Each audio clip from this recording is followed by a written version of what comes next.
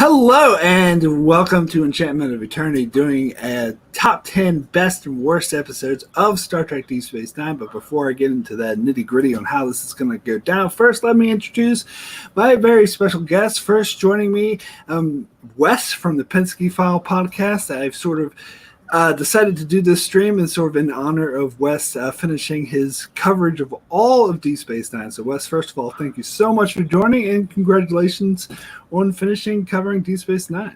I'm honored. That was more congratulations I got than when I finished college or anything. I'm glad that it's over. But yeah, thank you very much for having me, Mark. It's good to be here to talk about this. Yep, and also joining us, a strong Patreon supporter and just strong overall supporter of both of my channel and Wes's channel, Cardinal Doomsday, here to be sort of the in-between voice in between Wes and my opinion. Cardinal Doomsday, thanks so much for joining. Yeah, no worries. Hi, guys. This will be fun. Vote Smusher. You're there to throw a monkey wrench into the view. Oh, look, I've been throwing monkey wrenches all my life, so, do what you got at. Cool. So how this works is we each made a list of all the Deep Space Nine episodes, all 173, which, I mean, technically 176, but there's a couple two-parters that count as one. So basically it turns out to be 173. We each made our own list with our favorite episode at number 1 and our least favorite episode at number 173, and everything straight in order. So first of all, thank you guys for doing that list. I know it's a bit of a pain. So I took all 3 lists and I combined them into a giant collective list. So I basically, whatever number we ranked, that was its rating. I added all the numbers together. So if there's episode A, it was ranked 68 on my list or 72 on Wes's list. I added the numbers. So basically the list with the total highest numbers were our worst episodes, and the one with the lowest numbers were our best episodes. And I also had a method of tie breaking, but I won't get into that. But anyway, so basically I had this idea to sort of do this collective list thing so we could focus on where our agreements lie, where sort of, I know because there's certain episodes we're quite different on, Wes and I, so I thought it would be great, more to focus on the best, and then Cardinal Doomsday here to join us because I wanted sort of a third opinion to sort of level out the playing field. It was interesting. I was very interested in the results on what the... because it's quite different once you add our collective list will be different from our individual list. It's kind of where we agree upon the most. But anyway, before we get started, Wes, do you have any thoughts on Deep Space Nine or making your list or anything like that? Making the list is awful. I hate making lists like that. Once you get above like 20 things, lists become very strange. How do you? I'm actually curious how you guys made your list. Like, what's the physical process that you go through doing it? Do you just look at the list and you write down an episode and then go to the next one?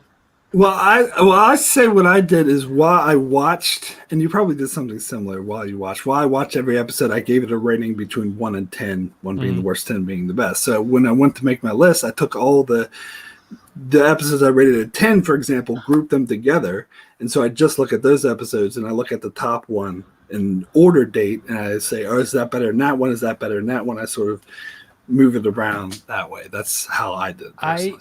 I sort of do that. I take because I have a 1 to 5 scale, so I sort them by 1 to 5, and then I have to write their names on little slips of paper, and I compare 2 slips of paper, and I say the better one goes on the left and the worst one goes on the right. And so once you do that a whole bunch of times, you end up with all these little piles of paper that are now sort of rated, and then I have to go through and like a couple of them you might have to rearrange or something. But it's a very manual process because for some reason I can't just do it on a spreadsheet. I have to physically see the things in front of me, and that's why it takes so long because I have to cut out these little flashcards and write the names on them and stuff.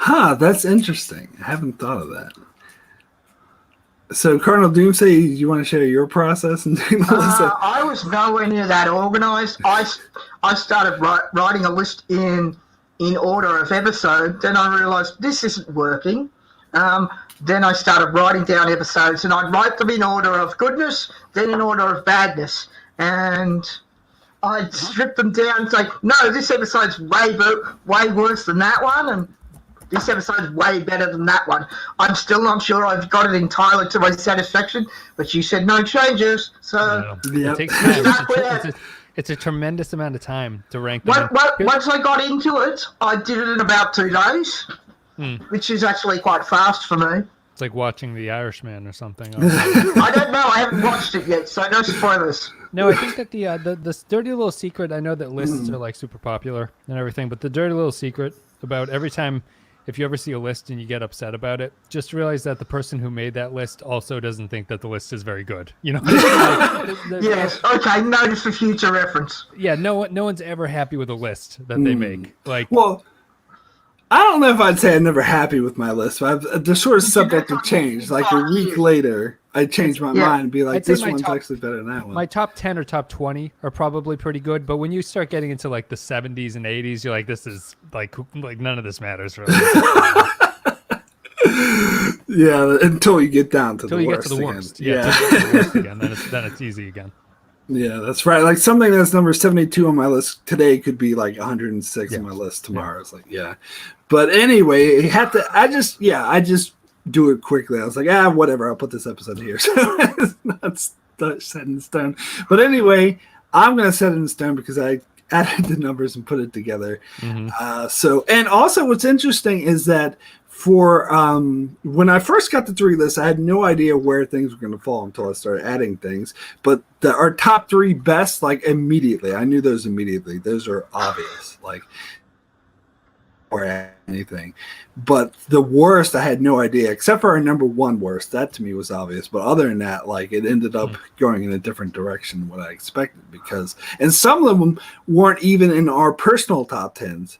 They just happen to be what we agreed with a bit more. I'm surprised if there's a consensus on the worst, because I think that my pick for worst is fairly unusual. Maybe I guess it's not unheard of to see it down that low, but I guess we'll get to it when we get to it. All right, cool. So let's go ahead and get started. I just want to say hello to Norman Doomsday. You're obviously in there, and then Bro and Cammy. Hello, everybody. Thank you for joining us. Yes. Norman's listed on his entire list already, so he's ready to go. Yeah. Oh, yeah. Norman had his own list. Wasn't too far off. All right, cool. So so we're going to start with the worst. And I'm going to start by naming the 5 honorable mentions. So this is basically number 15 to 11. And I'll name it from the lowest rank to the highest rank. And what I mean by highest is the worst. So, and I'll just name the episode and give a little brief description. So first honorable mention is Resurrection. Mira Baral visits Deep Space Nine in hope of corrupting Major Kira. Next honorable mention is A Man Alone. Odo is accused of murdering a Bajoran criminal that he arrested before. And next honorable mention is Melora, a Starfleet officer who is confined to a wheelchair, visits Deep Space Nine, and has an affair with Bashir. Next honorable mention is The Passenger. An alien criminal comes to Deep Space Nine and dies, but is actually still alive and uses Bashir's body to pull off a heist. And the final honorable mention is Time's Orphan. Molly O'Brien stumbles into a portal which takes her thousands of years into the past, and she returns as a wild 18-year-old. So, Wes, do you have any thoughts on those honorable mentions? Yeah, Resurrection and Time's Orphan deserve to be top 5. I'm shocked that Resurrection is number 15, because Resurrection is my worst episode of DS9, I think.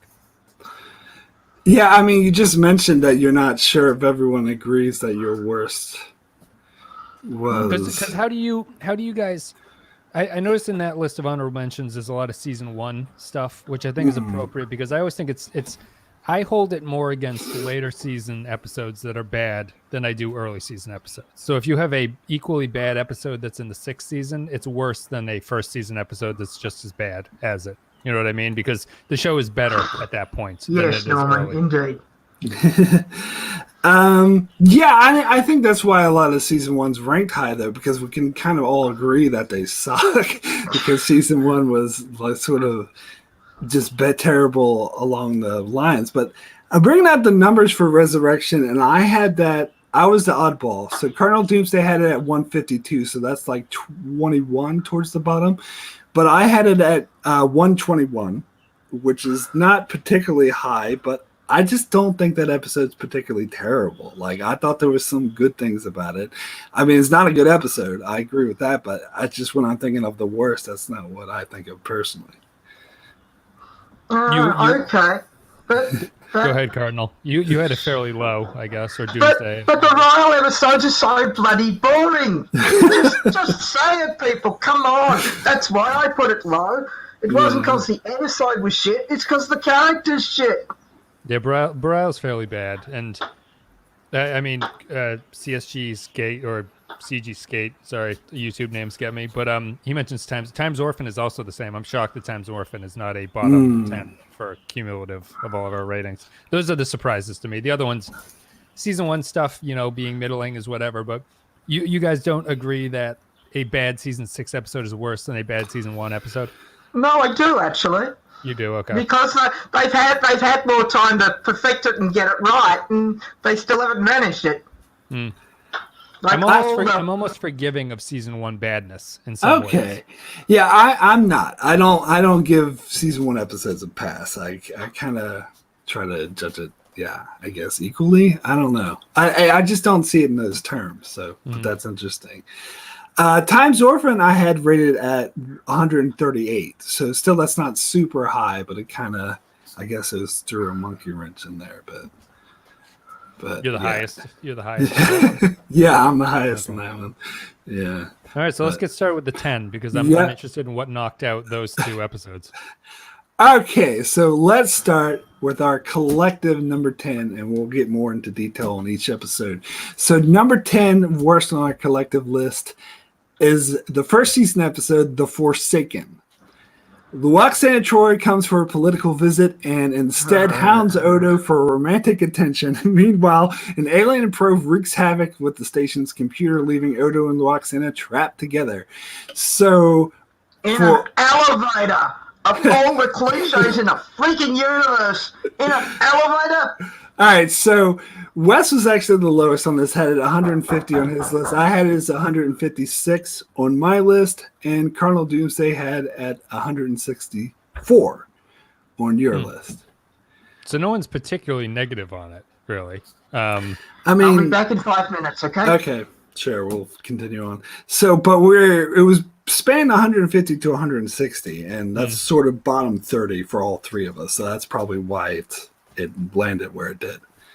I guess my thing about The Forsaken was when you said The Forsaken, I was like, which episode is that? Which to me is kind of an indicator that it's not that bad, really. Like if I don't remember it as being bad, I wonder if it's really all that bad.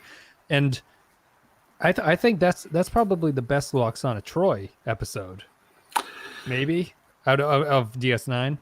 See, I don't like any Luoxana Troy episodes in Deep Space Nine. Like, I didn't mind her so much in Next Generation, but I didn't like any of her appearances in Deep Space Nine, me personally.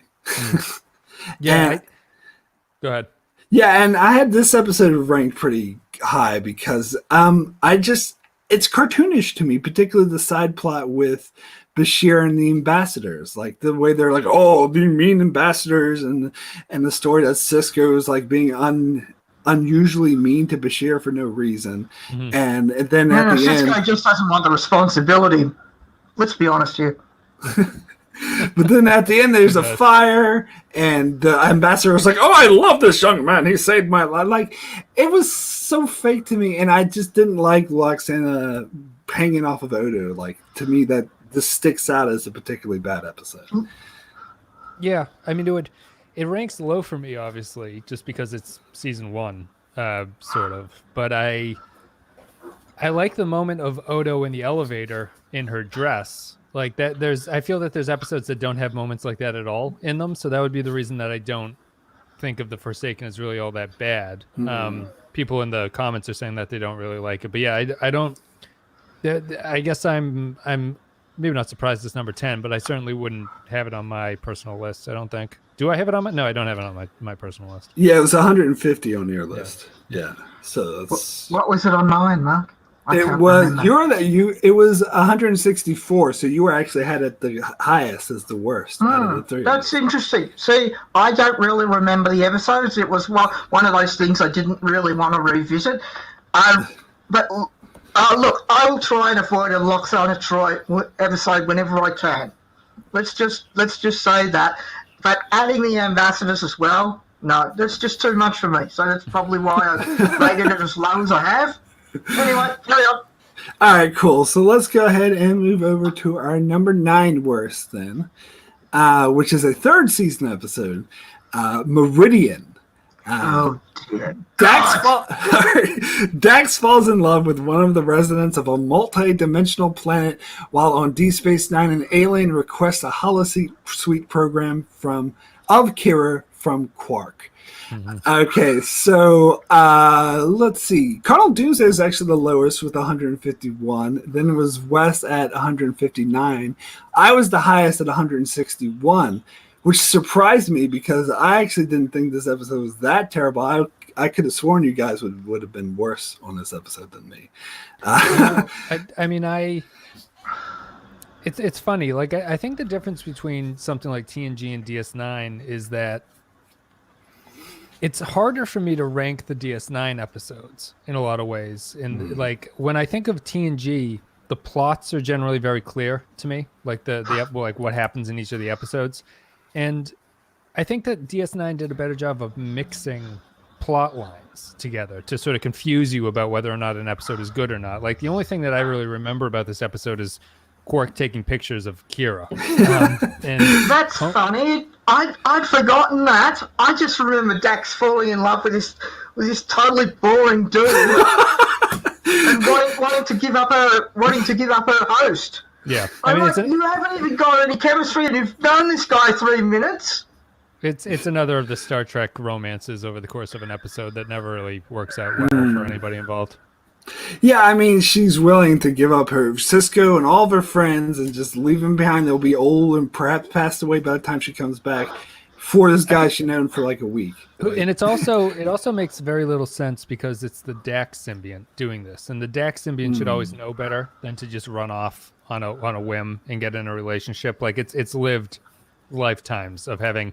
It was one of those early. It was before they really figured out what they wanted to do with Dax, and they made her not as wise as the character should be, or not as sort of like consigliere role as it should be, and she's still in this kind of like I'm a young girl looking for love type phase, and it didn't really work. Okay, I'm gonna put my oar in the waters here, and I think they never figured out what to do with Dax. I don't think she's that good a character. She flirts, she gossips, and she sticks her noses in other people's relationships, and just go away. Yep. I like her. I like her in probably the 4th and 5th season. I think she's fairly strong. Oh, I'm surprised to hear that. I thought you really didn't like Dax, Wes. I was under that impression. They never. That's me. They never got her right. But when she was, when she served as consigliere to Cisco and she was in a relationship with Worf, I think she was helpful in both of those roles, and that was something that they should have done from the start. They screwed up the character from the start, and it took them a couple seasons to get it right or fix it somewhat. Yeah, I'll agree with that. I definitely think that's the case. Now, Knit Ram in the chat says Meridian is my number 7. Your combined list is matching my personal one so far. Well, that's interesting to hear. Well, for me, I think the saving grace of this episode was the side plot with Quark. I actually thought that was kind of interesting. I think it was like before its time in predicting the thing with like deep fake porns or stuff like that, like the controversy of using the holosuite to use someone else's image. Stop it, deep fake porn. Yeah. So I actually thought that was the one thing that they predict accurately. Yeah. I mean, Combs is in it. Combs elevates the material, but it's still it kind of fits with the, like, DS9 treats sex more realistically than TNG ever did, but it's when DS9 bothers to say sex, which isn't often. Yeah, I mean, DS9 acknowledges what people are doing in the holodeck, which is interesting that they were willing to go that far with it, and this is it's just an extrapolation off of that.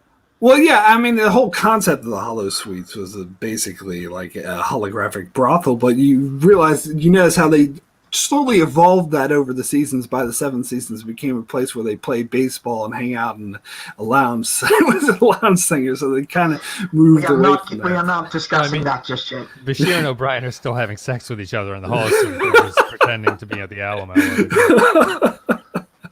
All right. On that note, let's Okay, the great romance. Yes, boring. right. Let's move on to our collective number 8, and we're back to season 1, which. All right, so this episode is If Wishes Were Horses. While Dax investigates an unusual energy reading near Deep Space Nine to see if it's dangerous for the station, people's imaginations suddenly come alive, causing chaos. So this was 151 on Wes's list, 158 on Cardinal Doomsday list, and this was 170 on my list. This is fourth to the bottom for me, which is probably why it's so high. I hate this. To me, this is the episode that most people say about Move Along Home. That's what I say about this one. This is like, I think this is the worst. I mean, there's a Rumpelstiltskin falling around O'Brien, and there's no consistency to any of their imaginings or anything. It's just done randomly. And it's a poorly written episode, in my opinion. Cisco gets his baseball, though, which is important in this episode. You know what's funny, Wes, is I didn't even realize that until I saw your podcast. Like, I didn't notice that from watching the show. Yeah. No, that's where he gets. I mean, I agree. It's one of the first season episodes that it's trying to be a TNG show at that point, and it's not very good at it. They're still doing, instead of the ship going off and finding an alien, the aliens are coming to the station over and over again. Supplier Roulette. It is a bad episode. It's probably worse than I have it on my list. The leprechaun or Rumpelstiltskin with O'Brien makes me laugh for whatever reason because it's so ridiculous. Okay, I don't laugh. The craziest thing about it is... You may hear my teeth smashing on occasions, but I don't laugh. The craziest thing about it is that Buck Bokai, the greatest ball player of all time, is like a 5'3", 200-pound Asian guy, and it's like, well, this doesn't look like the greatest baseball player of all time that I've ever seen. He's so small. I mean, so I think they were going for like a Babe Ruth sort of feel because he was a bit round. Still, I mean, come on, Mike Trout's out there nowadays. You're going to tell me that this guy is the one that's hitting all these home runs? Yeah, but if you're going by that rationale, Wes, Ron doesn't look like a great baseball player either. That's true. Well, but once he takes the years off, he's but in real life. Oh, in real life, yeah, that's right. But whatever. But anyway, yeah, it cracks me. I do laugh at Rumpelstiltskin, but I laugh at the episode, not with it. I'm just like, what the hell are they thinking? Like, and it cracks me up to no end that they originally wanted to do a leprechaun, but the actor who plays O'Brien threatened to leave the show. When they're still hammering out exactly what they want to do with those things. It is a bad episode. I would agree. I probably went easy on it. But it's the thing of I'll always hold bad later season episodes harsher than earlier episodes. All right, cool. So let's go ahead and move on to our collective number 7, and that is Second Sight. Oh, God. While a noted scientist, Gideon Sayatek, is preparing for an ambitious project reigniting a star, Cisco is intrigued by a woman who keeps disappearing. So this was 149 on Cardinal Doomsday's list, 165 on Wes's list, and 168 on my list. Yeah. So both of us sort of had this in our top 10 worst. No, I'm glad this is the only episode that I feel is appropriately on this list at this point. I think Second Sight is terrible. I think it's an awful episode. It's for the longest time I could not remember when I saw the title of this episode. I had no idea what it was, and I read the synopsis. I was like, "What? Huh?" Yeah. And so I had to watch it. Right, that thing. Yeah. I had to watch it like 3 times before I was like, "Oh, okay." And it's so forgettable because it's just there's nothing there. No, and the woman just happens to be black. How convenient is that? Well, why is she there in the first place? Is the guy's doing an experiment or something? Is that the plot of that one? Yeah, he's reigniting a star, but I don't know why. Maybe the star's close to Deep Space Nine. I don't know why he's at Deep Space Nine. It's another one of those, like, it's a TNG-esque mystery that they try to put into it, and they draw on the fact that Cisco's alone and he's looking for a new wife at that point. It was probably one of the first forays into Cisco in a relationship that they tried to do. And that always kind of rings false to me at that point early in the series. Like eventually he settles down and that works better, but early stories in that way, the show is terrible at mysteries. I don't know. The writer's room in general on DS9 doesn't do mysteries very well. They do whispers pretty well, which is a good mystery, but they don't do a lot of them very effectively. And Second Sight is one of those weird mysteries that they set up and then it just kind of falls apart and is like, no one's interested in this. Yeah, was it Bro Perkins in the chat? Burrow? Or whatever. Cisco Cucks the scientist. Yeah. I mean, right. Here's the thing. Like, Cisco, this is another romance of the week that's not earned. This is almost worse than Meridian as far as that goes, in my opinion, where it's just, why is the Cisco knows this woman for like 2 seconds and all of a sudden is in love with her. And I went on long rants on my channel about how her species doesn't make any sense. Because they never explain, because they said she's dying because she doesn't love her husband and it's killing her, but she's not allowed to leave him. And they don't explain why she's not allowed to leave him. Is it a cultural thing, a biological thing? But either explanation doesn't make sense. I like Bro's thing about it's a theme in Star Trek where old scientists have young, bored, sexy wives. It is a trope. It's probably, I imagine it's just writer fantasy. Explain. Does that apply to Keiko O'Brien? The young, bored, sexy wife thing? Yeah, they're about the same age, aren't they? Probably does. Yeah, she's not much younger, but she's definitely bored because she's always leaving to do something. She'd rather look at plants than talk to her husband. 5. Right. Okay. So, yeah. All right. Let's go ahead and move on to the next one on our list. I'm glad that one's there. It's a bad episode. Yeah, that's in my bottom 10 as well. So I agree.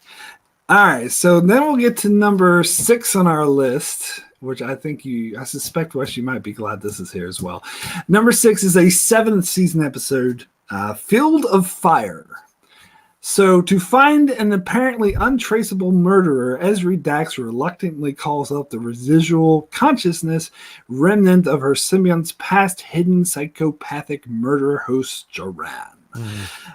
This was 154 on Wes's list, 162 on my list, and 167 on Cardinal Doomsday's list. So you were the highest of us. What did you think of Field of Fire? Is there another Ezri-focused episode that's worse than this on the list coming up, or should I fire all of my Ezri thoughts off on this one? Fired them off because that other one, which I know was your top, didn't make our collective. Wow. Prodigal Daughter is worse than Fields of Fire. If Prodigal Daughter's not on it, I'll just say, like, in general, season 7 had that weird stretch where they had 3 Ezri episodes in a row, and there was no real reason to go into Ezri's backstory that much that they chose to do it here. And Field of Fire is just another one of those like weird pull up the Dax symbiont type things. Although to defend Field of Fire, because I don't think it's as bad as Prodigal Daughter, the way that they treat the symbiont memories in Field of Fire is what they should have done the entire series, where it's a character that no one else on the ship or the station can see, but the Ezri character can talk to that character. I think that's a really clever way to play the Daxes, is to have them basically have like a choir of angels that are sitting on their shoulder, and they talk to the previous personalities, but no one else can see it. But it's this like internal Dax monologue going on with themselves. I will be upfront that I'm the one that sabotaged Prodigal Daughter, because I was actually like 89 on my list. Oh, wow. I actually think it's a good episode. I actually like it. Not a great episode. Like, I give it a 6 out of 10.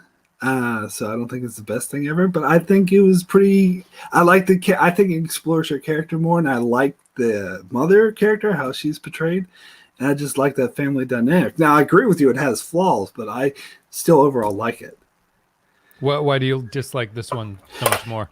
Because I have a thing. I have a pet peeve about these pseudo psychological killer things where it has a murderer being like, this is how you kill, you feel cold and you feel blood. Like, I don't think any of that's realistic, and I think it just bugs me whenever I see it on screen. And on top of that, I think it's completely inconsistent with how they portrayed Duran earlier in the show. Like, they completely rewrote the character for this episode, which also bugs me. And just the whole, and as you said before, Wes, I think this is a prime example of what you said before, that DS9 doesn't know how to do mystery well. And I think the whole mystery, oh, it's a Vulcan who doesn't like people smiling, like that was... Matt Ross reminded me of that. It's a terrible twist. Like it's a terrible reveal to the mystery. But at the same time, I like the stuff that generally leads up to it. But it is a bad mystery, and that's the biggest problem with that episode.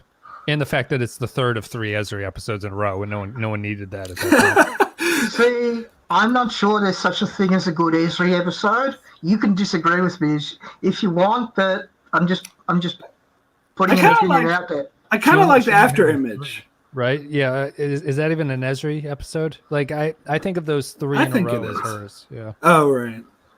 I think after image is an Esri episode, so because it's about her coming to the station. That's true. Yeah. What's the other plots? There's other plots that happen in that one though. Like, well, I feel like it's mainly about her. She's like having Garrick in these sessions, and then it's about Worf. Right, it's that one, yeah. Garrick says, "Leave or I'll say something unkind." Yeah, that was a great scene. But and as Matt Ross says, Prodigal has the horrible Bilby tie-in as well, which is awful that they brought that back. But yeah, I mean, I don't know. I like the gun in Fields of Fire. I think it's a pretty interesting idea to use a transporter gun like that. It's not a good episode. Oh, I enjoy that. Sure. Yeah. Well, I agree. It's a good idea, and a lot of people point out. Some people go as far as say, "Oh, it's not a bad episode because of the gun." Like, the gun's cool, but sorry, the gun can't save this. The gun's cool, but the way it's used is not well. It's just, I don't know. To me, this whole episode's a mess. I think this, yeah. Anyway, let's go ahead and move on. And yeah, I kind of had tried to warn you about this, Wes, that many of your bottom 10 didn't make our collective. But when it comes to our best list, it's the other way around. Many of my best didn't make our collective. So, but I expected that, Mark. Yeah, absolutely. Yeah, I'm just like, why? Like, I guess it's helpful before we go any further. What is your main criteria for selecting an episode as bad? Like, what makes a bad DS9 episode? Well, that's a very broad question. I think it's hard to define really, but it's just if it angers me, if I think the writing, that there wasn't any effort put into the writing and it was just done very poorly. And I'm a big, a lot of times I'm a big continuity Hulk as well. So if it's not consistent to what came before, that really irks me as well. Yeah. And for people unfamiliar with me, I don't. Continuity is not something that really bothers me. Canon doesn't bother me at all. Bothers me. Does it? Okay. I consider DS9's biggest failures to be when they veered away from what the show did well. Like, that makes a bad DS9 episode, and they were bad in the first season because they weren't really sure what they were doing, and they became bad later on when they ignored what they were good at and continued to hammer on things that were bad. So like the Mirror Universe and the Ferengi are very easy examples of that, because it's like, this has never worked and you're still continuing to try to do it. The Bajoran religion thing, I never got that. The Bajorans would be the same, although they still managed to make good episodes out of Bajoran religion, but there weren't a lot of them later on. Like, if the Reckoning comes up on our list, I think that's a prime example. I sabotaged that. I like that episode too. Oh man, I am so going to tell you off. I also sabotaged Move Along Home, but you probably knew this. Yes, I know that.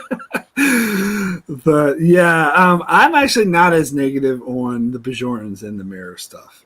But Mark, you would say your priority is story in these things? Yeah. Okay. Yeah. Okay. I mean, yeah. Would you agree with that? Or? For what I consider to be bad? Yeah. Yes, but I can have functional stories that I think are bad for other reasons, kind of. Like I think like in later DS9 or later Star Trek, your story is always going to be somewhat functional. It's always going to be somewhat like the writers have been together for 6 or 7 years and they're able to write a story and make like get point A to get to point B. But I think that there are just failures of execution in some ways, or that they miss what they're really trying to talk about. And I think that those are the bigger issues for me, especially later on. Like the first season, honestly, like if your top 10 was all first season episodes, I would say that's understandable, but it's not particularly interesting to me. You know what I mean? There are a lot of bad episodes in the first season, but I think that it's easy to select a lot of first season episodes for that reason. That's interesting. I didn't quite look at it that way, but yeah. So Norman Buckwell in the chat says, Wes, I'd be very curious when you analyze Dark Frontier has that as the ultimate continuity challenge. Now, do you recognize that it's a Voyager episode? Do you recognize the episode title? I recognize the title. I don't remember which one it is. It's one with 709 and the Borg Queen. I think it's the first time they bring the Borg Queen onto Voyager, and when I reviewed the episode, I was screaming and yelling curse words. I remember that review with so much affection. Just because of what it does to the Borg? People, that's what's upsetting. Okay. Yeah, and what it does to continuity, like it completely doesn't care. Like the writers were on the record saying, "We don't give a fuck about continuity. We're just yeah." But anyway, I somewhat respect that. I have a mixed opinion about it. Like I understand that you have a certain kind of responsibility if you're working on the show to work within bounds, but at the same time, it's a Times Orb situation. It's like it doesn't matter really. I mean, certain things like because as far as Discovery goes, I know you didn't like it, but it was never for continuity reasons, and I kind of agree with you there. I was never that concerned about that. Oh, this violates canon or whatever. But I don't know. There's certain things within like TNG, Voyager, knit. I think that's just so close knit, and to just violate things so outright just bothers me more than anything Discovery did. Yeah. But anyway, let's go ahead and move on. Let's get to our number 5. So now we're getting to our top 5 worst. So number 5 is the 5th season episode. Let He Who Is Without Sin. So while vacationing on Risa, Worf and Dax meet a group of fundamentalist protesters who claim that the Federation has gone soft. Wes was 156 on this one. Cardinal Doomsday was 161. I was 166. So this breached my top 10 worst, which surprised me. I was the highest on this because I always assumed people hated this episode more than I. This is actually, fun factoid, this is the number 1 worst rated episode on IMDb. Yes, I saw that. Yeah. I don't. IMDb's ratings are weird to me. Yeah. I think that I think that because people see what other people rate on IMDb, it impacts how they rate things. So it takes a very populist approach to its rating, which I disagree with a lot of the time. But like the reason it's not that low for me is that it's there's a campy funniness to this one that prevents it from being an all-time worst episode. It's just like I'm obviously not getting the same humor as you, but if you say it's funny, I mean, Worf talking about getting a corner kick and killing a kid with a headbutt is the funniest story that's ever happened in Star Trek. So, Wes, right? You're talking about unintentional funniness because that seems not. Well, Trek is never funny. Star Trek has never been funny. It's funniest when it's unintentionally funny. I don't see. No, well, Picard doing the imitation of his professor. that was funny. He kept talking, and yeah, I like that. There's a certain Ferengi episode that I had my top 20 that you guys had quite low on both your lists that I thought was generally funny when the show was trying to be funny. I mean, and Bro brings up Star Trek can't do sexy well. If you build up this Risa planet as like this ultimate fantasy land, and then it's just people in full, not even 2-piece bathing suits walking around, it's like, okay, like what a neutered environment that Star Trek has to exist in here. But that's the thing. Like I heard Ira Stephen Bear and Robert Wolf, who wrote this episode, talk about this, and is saying that the studios ruined this because they censored them too much because they wanted to do an episode all about sex that was very sexual and sexy, and that the studio wouldn't let them do it because they aired in syndication. It could air in the middle of the day where children could see or whatever. Yeah. And my thoughts on that was, well, then that's your fault because you should have known the studio was going to do that because you know it airs in syndication in the middle of the day. So you shouldn't try to do something that's sexual and sexy. So it's your fault for even attempting this in the first place.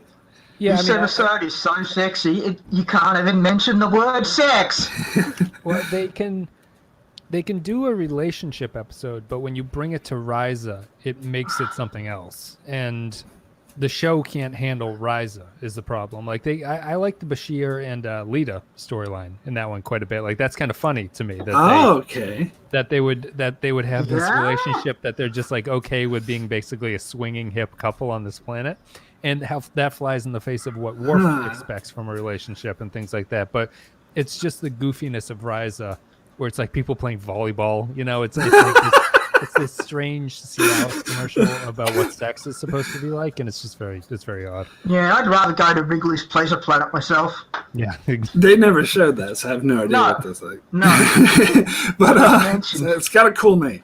But it's just too goofy of an episode for me to really rate it that bad. Like I would I'd rather watch that episode than Resurrection or something like that, or Prodigal Daughter. Gosh.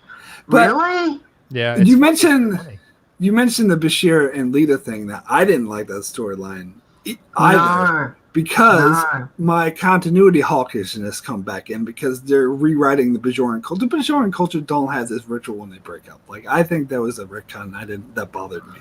But they've never mentioned that before, right? That's like the first time they've ever brought up the Bajoran breakup process. Yeah, I mean, you could rationalize it by saying, "Oh, we just never happened to mention it," but I think it's inconsistent because we've seen Kira break up before. Yeah, well, Kira broke up with Shakar off screen, so you know. Sorry, the prophets didn't like it. We're not an item anymore. Ryle died, so that's an effective breakup right there. Yeah. All right, let's go ahead and move on to our collective. I mean, it made our collective worse though because you didn't have it ranked that highly, even though you don't think it's as bad as we do. Still, no. I'm so surprised it's that high. That's wow. No, yeah. I think me and Cardinal Doomsday were more in line, so it's probably at least as far as our worst list goes. But anyway, let's go with our number 4 worst. This is an episode I have hashtagged. number 4 worst episode is the 4th season episode, The Muse. A mysterious woman approaches Jake about his future as a writer. Odo promises to do whatever it takes to help Luoxan and Troy keep her baby over the father's wishes, even if it means marrying her himself. So Wes had this 142. I'm sensing a lot of anti-Loxana yes. coming from you guys there. All right, so that is fair. Although the other episode she's in, Fascination, didn't make it. I'll say that. So this is the highest rated Loxana. But anyway, so Wes had this 142. Cardinal Doomsday had it 169. So I think that's 5th to the bottom. I had this 172, second to the bottom. I cannot stand this episode. To me, this is like both storylines were when you have an A plot and a B plot, and they're both equally as terrible. To me, that's just a master writing. Like the Odo stuff, like that came off as a silly sitcom. I didn't buy it for a second. And the Jake stuff, it seems like, and this is to me a consistent thing with Jake in the show. Jake's a good character, but consistently they don't know how to write for him. And so whenever they try to focus on him, I mean, there's a huge exception we'll get to on our best list. But most of the time, whenever they try to focus on him, they don't know what to do with him. And it ends up being terrible. And this, to me, is the worst attempt of trying to create a storyline for him. I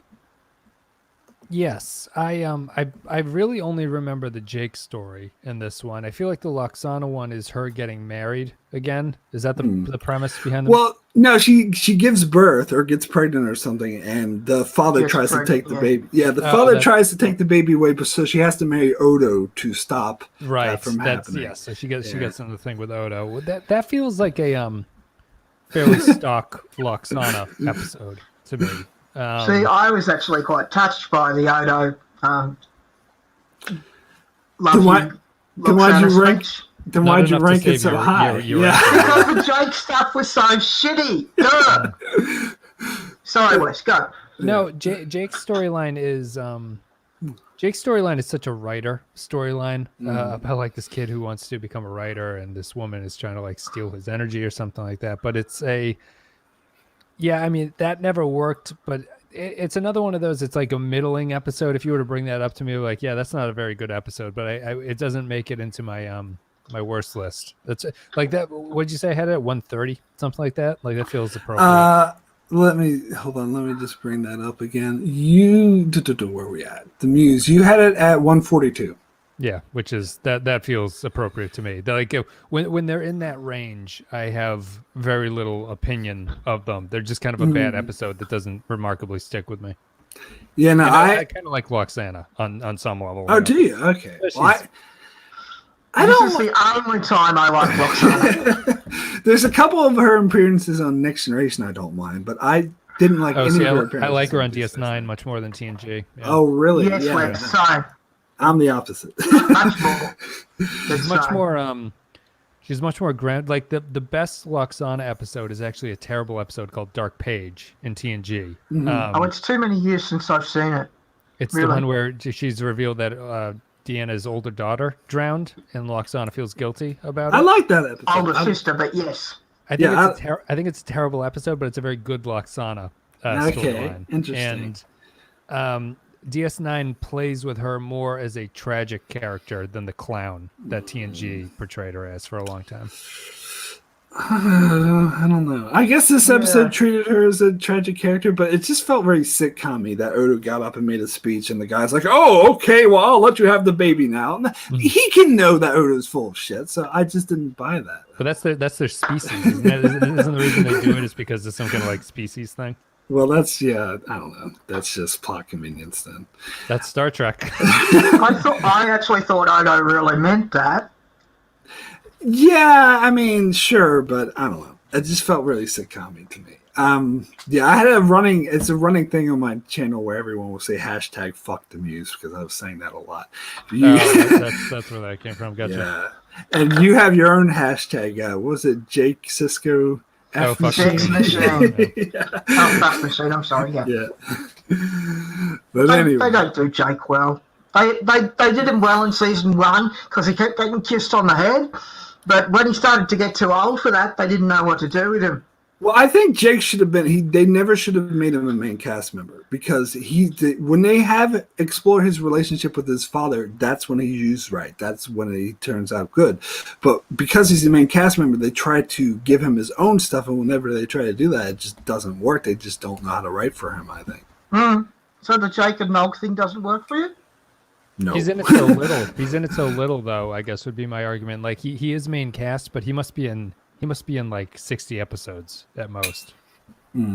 Curious to look this up on Imdb, but I'll do it later because we got to get to this list. Okay, so let's get into our number 3 collective worst, and that is Distant Voices, 3rd season episode.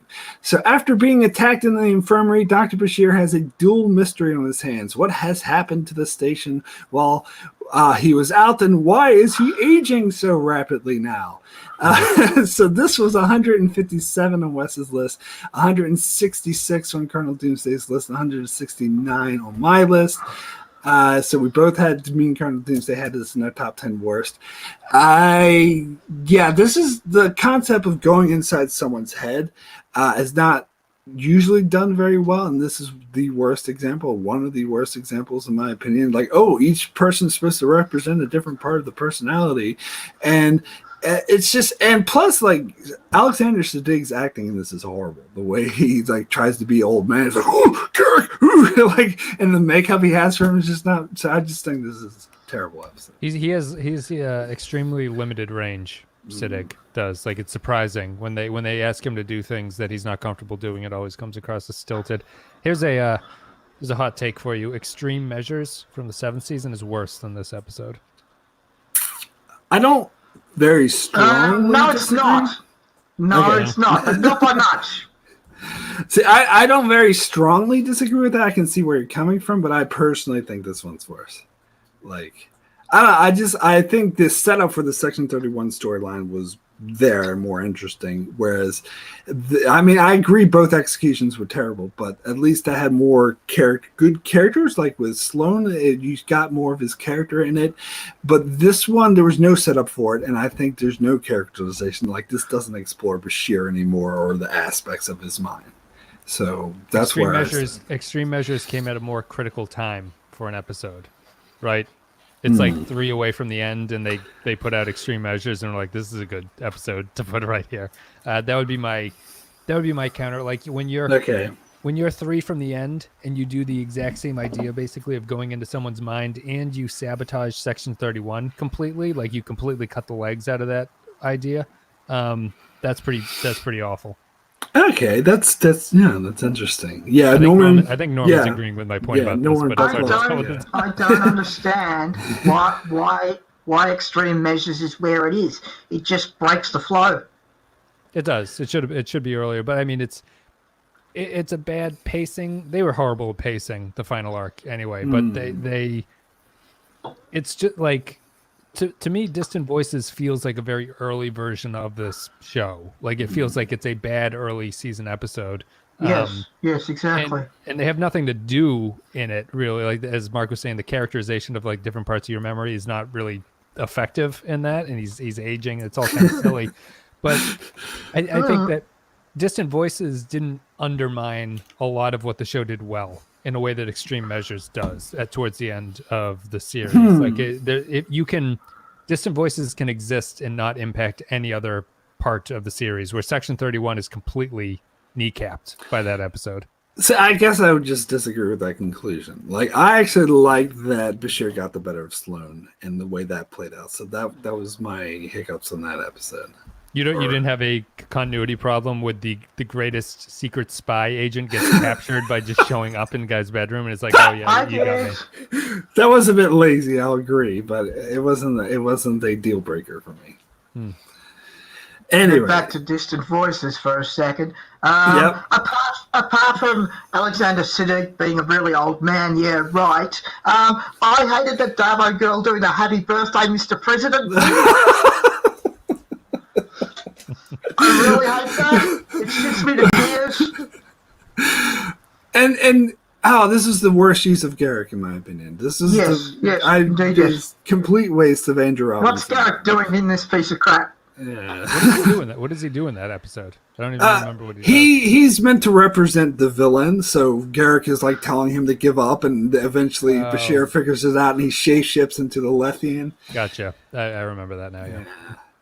But anyway, the Lethian, by the way, is the one good aspect of this episode. I think the concept of an alien who can telepathically, but they neutered him in this episode and made it so he was basically got caught immediately. So that bothered me too. It's got force lightning coming. Yeah.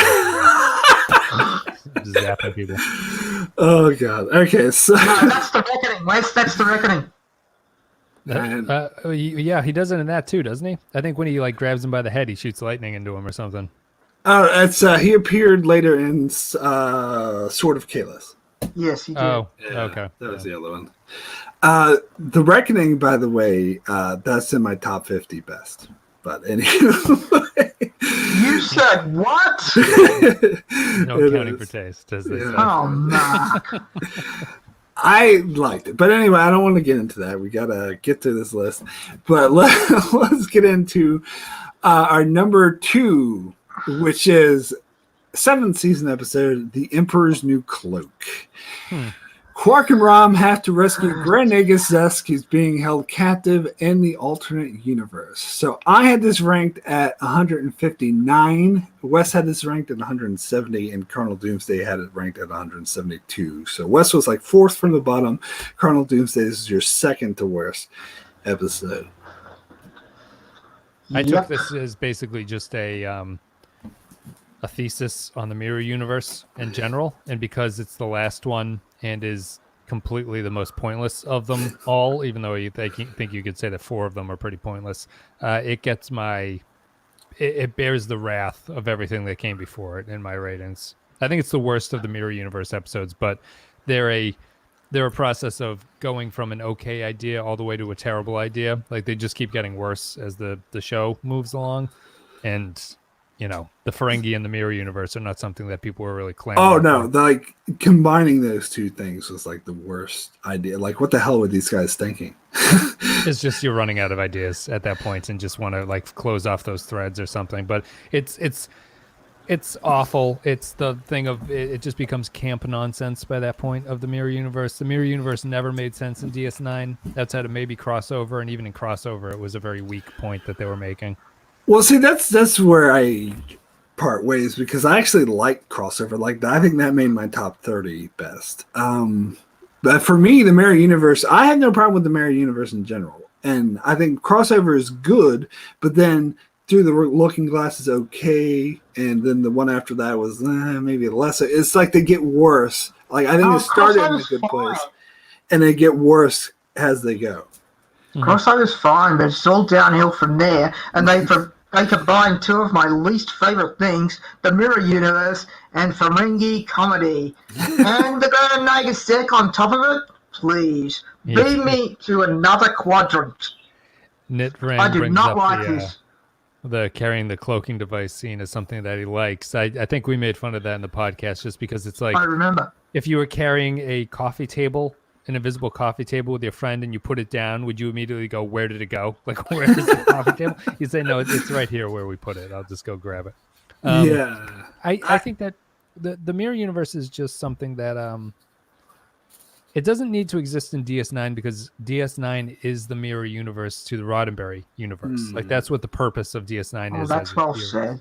It's if you do a Mirror Universe of DS9, it's just redundant. You're not mirroring anything at that point. You are, and that's why they had to do pirate cosplay eventually. So like, there's nothing to say, so we'll just go and have campy, goofy sex ball fun, and it's not funny. For me, crossover was an intense, suspenseful episode. The way the Mirror Universe is, it's dark and twisted. You feel like you're in a upside down world, which is what the Mirror Universe should be. This episode, it's too similar to. It's basically the Bajoran labor camp in the Mirror Universe. Like, there's no difference between what the Bajorans went through and what the crossover universe is saying. You know what I mean? But I like how Kira is forced to face that her counterpart is basically her worst enemy. She's like the Gul Dukat of this universe. Not that was an amazing character beat for her. That's an idea. Like Gul Dukat, she always wants to get fucked. That's as far as that idea could go in the Mirror Universe, and I don't even really know what it's saying, because it's not them. Like, they're frequently confused about what they think the Mirror Universe is. The Mirror Universe is not a reflection of yourself. It's the opposite of yourself. So if you it's the mistake that Discovery makes is like, oh, you're from the Mirror Universe, you are this person I knew. And it's like, no, this is not the person you knew. This is a psychopathic murderer that you're dealing with. So I don't understand why shows think that you're supposed to feel sympathy for them, or you're supposed to be like, I can redeem this person. Well, thank you. Every time I look at the Intendant now, I see Philippa Giorgio. I don't know if that works for you, but it sure as hell does for me. Okay. I don't know. Yeah, I mean, I think the Mirror Universe was good at one point, but there's not suspenseful. It's not dark. It's just campy and dumb. Yeah, and everyone's in it for whatever reason, and they all have one scene, and that's the end of it. We're talking about. Okay, I enjoyed the one where Viconte gets shot. Just saying. Yeah. Well, that brings up another point: is that me and Cardinal Doomsday were. You're talking about how we're sort of sabotaging your list, but you sabotaged ours a little bit because we hate Vic Devontae. And we both had. I hate him more than me, but not much. We both had Bada Bing, Bada Bang as our third worst, and that didn't make our bottom 10 collectively. Yeah, okay. We both did. Yeah. Cool. I have it like number 9 or something probably. I'm surprised it doesn't show up if you're both that high on it. Yeah, it's like fairly middling. It's middling. It's like in the 80s, I think, for you. Yeah. So but I went Vic. on a rant. Vic's just there's too many Vic episodes, I guess, is the problem with Vic for me. And is there another Vic episode coming up that we're going to talk about this? No. Well, maybe might be Drat. one Yeah, one of the best lists he appears in, but yeah, he's on the best list. Boy. yeah. I'll save him for the best. Then. All right, cool. So let's go ahead and get into our number one worst. And this, I don't know, Wes didn't have this in his top 10 worst, but a lot of Deep Space Nine fans put this as the worst episode. Profit and Lace. Yes, yes, yes, yes, yes, yes. 6th season episode, Quark's mother and the Grand Nagus show up on Deep Space Nine announcing a new amendment to the Bill of Opportunities he has initiated on the home planet of Ferenginar, and then follows up with the announcement that due to the new amendment, chaos as follows and has been... That description sucks because it doesn't say Quark dresses up like a woman, because that's what the episode is. That's all you need to say. But anyway, Wes had this as 164, so I think that's like 11 to the bottom. Both me and Cardinal Doomsday had it in 173. Our number one worst. We both agree on that. I wasn't expecting you to say that was your worst. I really wasn't. Really? I thought I made that clear on my channel in the past. That I think this is the... Not only would I say this is the worst episode of Deep Space Nine, I've been on record saying I think this is the worst episode of the entire Star Trek franchise. I really despise this episode with a passion. Why do you think that on the documentary, Ira Stephen Bear misunderstood? Why do you think he has that? I haven't watched the documentary yet, I'm ashamed to say. Oh, yeah. And he says that it wasn't as bad as people were making it out to be, and he thinks it's aged well as an episode.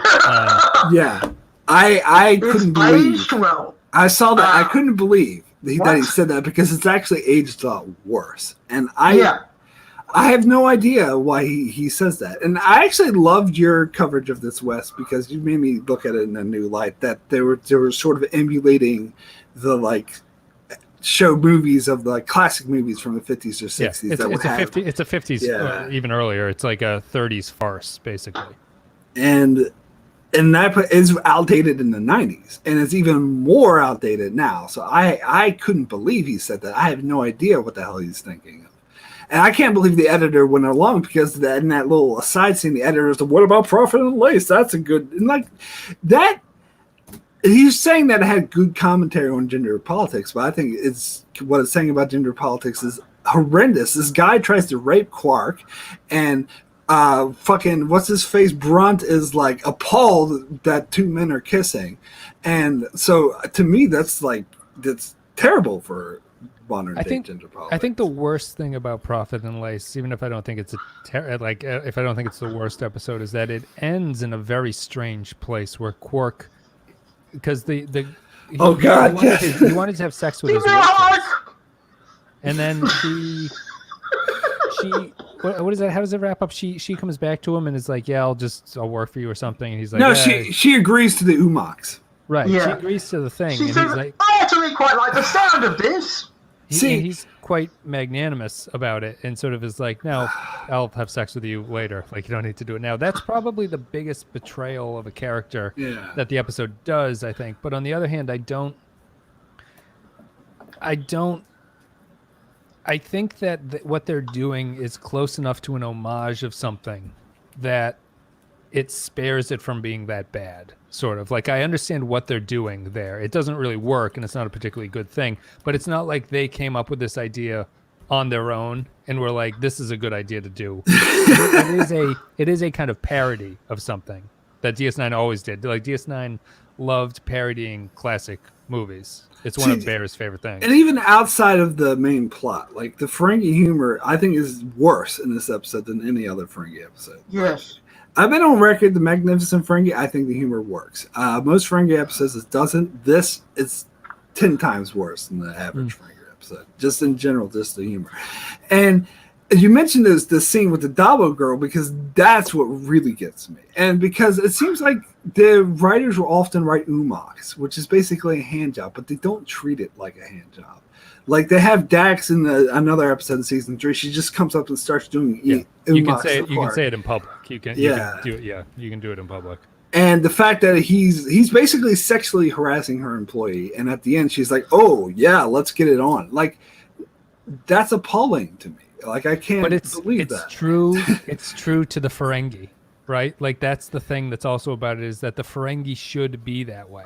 That is how they're written. That is within their character. There was a season 1 episode I think handled this a lot better though, because it was Quark was sexually harassing a Doppelganger, and the Doppelganger went to Cisco, and Cisco was like, "No, we're going to put it into this right now." To me, that was true to their characters, and that's the way it should have been. Having a Doppelganger go back and like, "Oh yeah, let's get it on," like that's mishandling.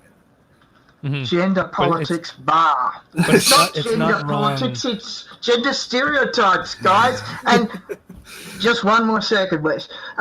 Someone should tell the Ferengi that not all women have big tits. My father was a tit man and he taught me everything that he knew. So someone should tell it to the Ferengis. And Sluggo Cola, up yours. Yeah, that Sluggo Cola is not the least bit funny. I did not even crack a smile. No. But anyway. If you were to remake the series, I think that the Ferengi would actually be more revolting than they are on the show currently. And I think that storylines like this There's a scary thought. work. Stories like this, the problem with the Ferengi is that they're goofy, kind of. And if you wanted to really portray them in a serious way, they can't be as goofy as they are here, because they use the comedy of them to kind of cover up for how horrible of a society they are. Yes. But Wes, I totally agree. And that was the main issue I had with that final scene, is they were like, "Oh, ha, ha, Quark changes his mind," like they were playing it for laughs. Right. But it is that decision that Quark makes is a Ferengi decision. Like it makes sense as a Ferengi to do that, I think. Yeah, I don't mind him making that. I mind the way they play it on the episode. Okay. The way they play okay, it. you guys can explain it to me. Is Goofy meant to be endearing? In terms of how they're writing them? Because that's why I don't really get the Ferengi. No, they're goofy because otherwise they would just be horrifically misogynistic, horrible people, basically. I thought they were that as well. They are, but you can disguise it a little bit if you make them funny. Well, all right. So one last thing about this Apparently. episode, but we have to move on. But one last thing I wanted to say, which I thought was very interesting. At a convention, Alexander Siddig, who directed this episode, said that he read the script and he saw it as a tragedy. So he filmed it as like a serious, dark drama. And when they saw the editing, and when I actually agree with him on this, and when they saw the editing, the producers like, no, like the writers wrote it because they thought it was the funniest thing ever, so they recut it in the edit to make it more of a comedy. And I can actually tell this watching certain scenes, particularly the one with the sexual harassment with Quark. I could tell that the actors were playing it seriously dramatic, but they had this music going, da, da, da, this lighthearted music trying to tell you it's a comedy. And I actually thought it would have worked better. They could have kept Quark just as sleazy, but if they played it as a serious drama, that would have worked. But because they tried to make it a comedy, that's why it fails. Yeah, that's the inherent problem with the Ferengi, I think. That's the reason that their storylines generally don't work. But then the problem with that would be then Quark would become a despicable character, and they're trying to make people like him. Right, because they're constrained by what the show has to be at that point. Yeah. But if you were free of that, if you were a Discovery era show, I think you could write the Ferengi as truly horrific people, because there's some, I hate the books, but there's some book I read. Don't give them ideas, Wes. Don't give them ideas. There's some book I read that portrayed the Ferengi much more like what they should be, which is this sort of like brutalistic slave-holding profit-seeking society that like doesn't care about anything except for that. And that makes sense to me in the way that they would be portrayed. Like they should be almost evil. Like, and that's what I assume that's what Roddenberry's original intent was, but Roddenberry's such a terrible writer that he made them ridiculous. Well, no, he did. They weren't comedic at first, but because they came off, they weren't good villains. Well, and they're designed like little goblins. They look ridiculous. And the only way to make them interesting was to make them comedic. So although they weren't even profit driven in their first couple appearances. Really. Oh no, they were. Not in Last Outpost, I don't think. Yeah, Last Outpost they talk about, because Data talks about Yankee traders and whatnot. So like they bring it up. Oh, like maybe that was the main thing. But it's meant to be a commentary on Wall Street, and it didn't turn out that way at all. Yeah, it's not the satire misses the mark. So Knit Ram says Lace is number 2 on my list. Bada Bing, Ferengi Love Story, The Storyteller, and Valiant are in my top 10 list How also. can you have Valiant's in your top 10 worst? That's a terrible take. I will say, me and Cardinal Doomsday had Valiant quite high, and you sabotaged us there. So there you go, Wes. In terms of badness, Yes, we're or in getting terms up of on goodness? you. Yeah, in terms of it being towards the worst, yeah. Oh, Yeah. God. Yeah. Why? Why don't people like Valiant? Hey, we said why when we watched you. Valiant's so heartbreaking. I think it's another example to me. Not. It's kill off those arrogant little shits. That's the point of the episode. Like that's the reason that it's heartbreaking. It's the arrogance of youth. But to me, it's another example of the writers not knowing what to do with Jake, because I think there's some interesting prospects they could have took with Jake, but instead he was just standing there going, "Oh, that's my dad," blah blah blah, and these guys are going to fuck up, and they fuck up, and to me, that's not an interesting story. Really? Yeah. So you think Breaking Bad is a bad? You think Breaking Bad is a bad series? No, I love Breaking Bad. That's But that's you know that's going to backfire the entire time. You spend the entire time knowing that bad things are happening. But there's a lot of dynamic in there. There's a lot of ways through the journey, even though it ends sort of. I don't know. I didn't think it would end that badly for him, but I guess the further it got along, the more you start to realize that it's going to end badly for him. But it was more sort of ups and down, where this seems like flat throughout, because there was no dynamic to these characters. They were just flat incompetent, and they ended up being flat incompetent. Where I feel Walter White had parts of good of him, parts of bad, and they start to whittle down the good to the bad. It was more of a dynamic journey. Yeah, I think Valiant is a sort of interesting commentary on just the arrogance of youth. Kind of, it's a idea that you're going to save the world and it doesn't happen, and there's a tragedy built into that. And Jake, I wouldn't even say it's a Jake episode. I think it's a Nog episode. Yes, I'll agree with that. Sure. Jake is kind of there for the ride as a Literally. voice of reason, but Nog is the one who has the sort of like touching moment at the end where he talks to the other cadet that gets injured about things like that. Yeah, But he has a line about he's a good captain but not a good person or something like that. He says something. No, he's not. He's a good person but a bad captain. Right. Is Yeah. I think the correct quote. But I'm like, we're a red squad. We get rah rah rah. Let's kill some Jem'Hadar. And of course you're going to get wiped out because you're a bunch of arrogant little shits. Yeah. All right, so I found the stats for it. So the Valiant was like my 30 worst, and it was Cardinal Doomsday's 20 worst. Yeah. Okay. And you had it fairly high. You had it as your 25 best. Yeah. Yeah. So And there's Vulcans in Red Squad. Did anyone notice the Vulcan in Red Squad? How is a Vulcan able to be that much of a sheep? They're logical. They go if they're listening to what Like, logic says. Vulcans don't follow the herd. She's just mindlessly going, Red Squad, rah, rah, rah. yeah, I didn't buy that they were that incompetent. I think they were a bit sloppy with how. I don't think teenagers are that stupid. I don't know. I have some information for you. Not yet. Teenagers are profoundly stupid. All right. Well, anyway, we won't agree on. We that were all one, so teenagers that's once, right? Were we not stupid when we were teenagers? I don't think. Yes, but I wasn't in Starfleet. Anyway, let's go ahead and move on to our best. Let's move on to our collective best list now.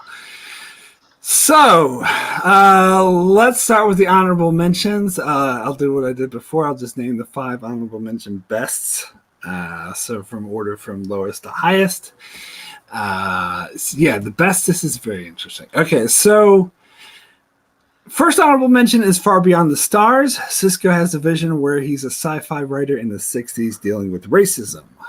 Next honorable mention is Whispers. Chief O'Brien returns to the station to find everyone behaving strangely.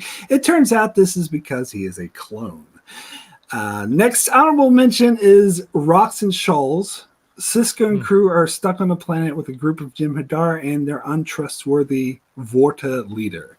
I tore my pants. Everything's really fucked. All right, next honorable mention is Tacking into the wind, Kira and the Cardassian Resistance go on a mission to capture a Jem'Hadar ship while Worf attempts to overthrow Galron. And good final arc chapter. Yes, the only good episode from the final chapter. And our final honorable mention is Favor the Bold. Sisko hatches a plan to retake Deep Space Nine from the Dominion while Kira tries to delay the Dominion from taking down the minefield. All right, here's a admission for you. Okay. All of the episodes like Favor the Bold, Sacrifice of Angels, Probable Cause, they all blend together to me, and I could not tell you what happens in any of those. I know that there are fight sequences and big spaceship battles. Yeah, we're same. I don't know which Sorry, one. Mark, I know. Call to Arms. I don't know which one. I don't know what happens in any of those episodes. So they never rate very highly for me.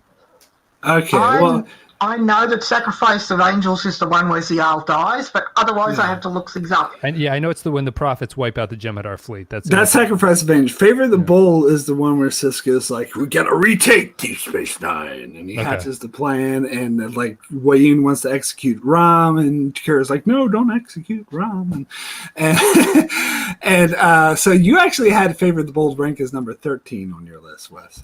For me, yeah. Yeah, you were the highest on this one. I was both me and Cardinal Doomsday were 21. It's probably because it's part of the occupation arc is the reason why. If I don't remember it appropriately, I'm like, I have to reward the occupation arc is my mindset there. Well, it's funny because I rewarded the occupation arc with Behind the Lines, but you had that very low on your list, so it didn't end up making our. And Rocks and Shoals didn't make it into the top 10. Yes. And that surprises me. Does that surprise you? Who is the person who was not high on Rocks and Shoals? Okay, Rocks. Me and Cardinal Doomsday were the same. I was 29 and Cardinal Doomsday was 30. Okay. So we both had it in our top 30, but you had it. It's my 2 or 3, I think, right? And you're 3. Yeah, it's your 3. I like the episode, just not that much. Like, I thought it was a really good, powerful episode. I just didn't think it wouldn't be top tier for me. So, still made. I think that the honorable mentions for the top are fine. Those are all B+ episodes. Like I'm not disappointed by any of those being there. Some of them need to be higher, I think, but they're all fine to be on there in the first place. Yeah, I agree. I was disappointed tacking into the wind. I had it as my number 5. No, Norman, not including sons and daughters. No, that episode, we're all low on sons and daughters, but it didn't quite make our worst list. No, it's just it's middling, but it's the worst of the occupation arc. Yeah, definitely. So Cardinal Doomsday, you were actually the lowest on tacking into the wind. You're the one that sabotaged me. You had it at 36. This is top 5 for me. But so what's number 10? I can't remember which one it is. That's probably why. So what's that, Wes? What's number 10? Sorry. Okay, so number 10. Let's get into this. So number 10, let me bring out the best list now. Number 10 is Inter Armament Science Legus, however the hell you pronounce that. While making plans to attend a medical conference on the Romulan homeworld, Dr. Bashir is contacted by Sloan of Section 31 and recruited to determine the health of a high-ranking Romulan official. Things turn more desperate though when the ranking Starfleet admiral traveling with him, who knows about Section 31's interest in the conference, mysteriously suffers a brain aneurysm after Dr. Bashir finds out that Sloan is traveling with the group as well. So, Cardinal Doomsday had this number 34. I had it at number 14. And Wes, this is in your top 10. This is your number 7. Yeah, really good episode. This is the best Section 31 ever was. It's the best. It's Pinnacle Bashir, I think, in a lot of ways. It's Pinnacle Sloan. It is a great title. It is the use of... It's a show... The show always did geopolitics really well. And this is an example of getting to know the Romulan structure, about what they're all about, and sort of examining how, in this Alpha Quadrant that has been designed from DS9, how you need agencies like Section 31 to protect you from what the Romulans are doing. And Bashir being the voice of Roddenberry's ethos from TNG. That's always been his characterization, is that he's kind of the TNG character who's stuck on DS9. seeing the optimism kind of beaten out of him through the course of what happens there, I think is really effective for what Bashir is. And I think it's just a really good episode in general. I think I might see why we disagree on extreme measures, because I actually thought I kind of liked extreme measures because I thought it was a great counterbalance to this episode. Because here Sloane totally kicks Bashir's ass and gets the better of him. So I think we needed to see the inverse of Bashir finally getting. It was like a triumphant moment for him. But I don't think the writers believe that. I think the writers of the show believe in Section 31. I believe in Section 31. Oh, do you? I don't. Yeah. I'm to be honest, I'm more in line with Roddenberry's vision. Which makes it a bit weird that Deep Space Nine's my favorite Star Trek show. Hey. There's a difference between hope and what actually works in reality. Section 31 is a reality-based idea as opposed to the optimism of what is possible in the future. Yeah, I agree. I like that sense of realism that they bring. I do agree that even though I do side with Roddenberry's vision, I do agree that the writers of Deep Space Nine are right to be skeptical of it and to say, no, actually, there has to be a darker cost to this paradise. Yeah, it's okay to be pacifist until the guy next to you is no longer a pacifist. And then your pacifism will get you killed, basically, is the outcome there. So Section 31 is, and I thought up until extreme measures, Section 31 does a very good job of justifying its existence in this universe. And you realize why they need them, and you understand why characters like Bill Ross have to work with them to get their goals accomplished.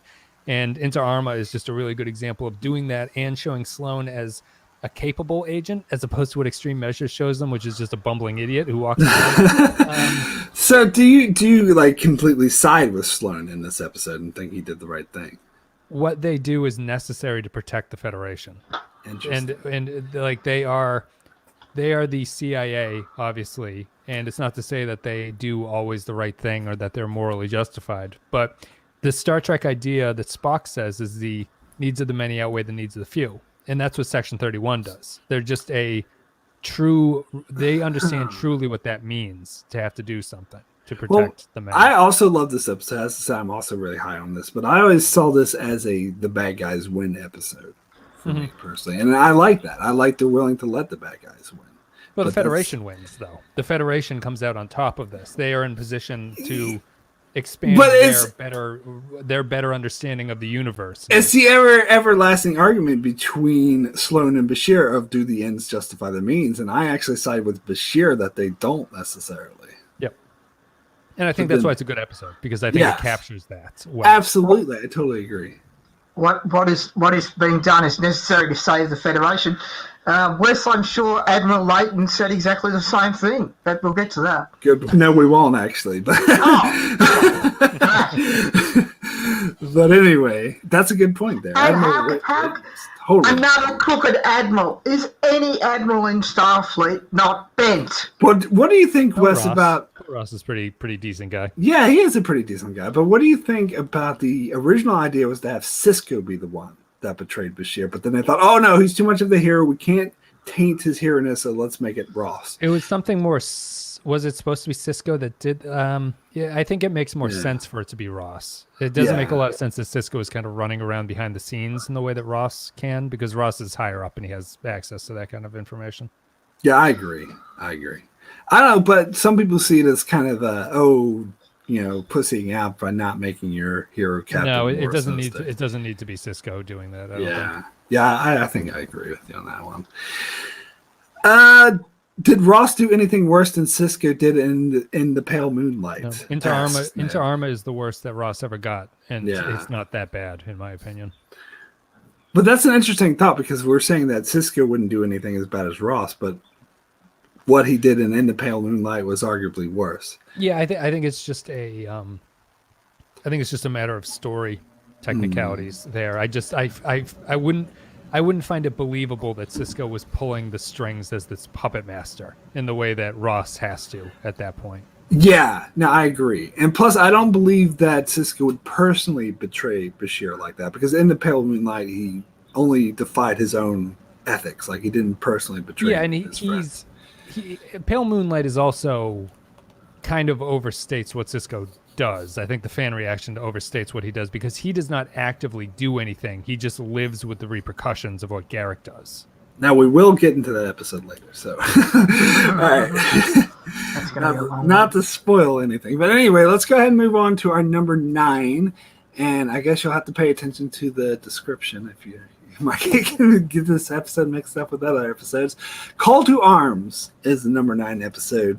With the continuing battalions of Jem'Hadar entering the Alpha Quadrant in preparation for war, Sisko decides to mine the wormhole to prevent further troop movement. This provokes a confrontation between the Dominion Federation, forcing Sisko to abandon Deep Space Nine.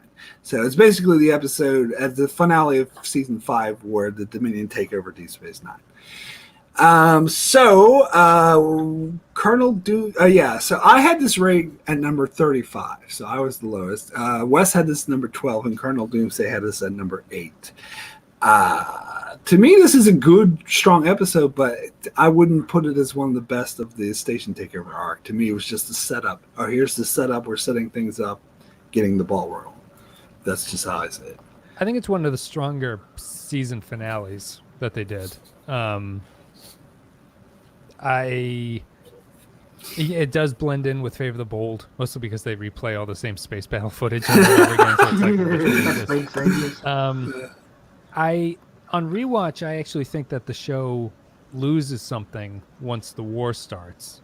And it has great episodes once the war starts, but it also has a lot of terrible episodes once the war starts. And I think the series actually peaks in seasons 4 and 5. So it kind of signals to me the end of peak DS9 at the same time, which is why I don't rank it that highly. Huh. Yeah, I have a totally different view on that. I actually wasn't a fan of season 5. I'd put that on par of season 2 with me. To me, that was the one weak point of the later seasons. And pretty much everyone and their mother disagrees with me on that, but that's fine. That's just how I see it. But anyway, cool. DS9. I just think that there's only one thing wrong with it. It's a bit rushed. That's my only problem with the episode, really. Call to Arms? Yeah. Yeah. I don't think there's anything wrong with it. I just don't think it's particularly, this one's great more than the others.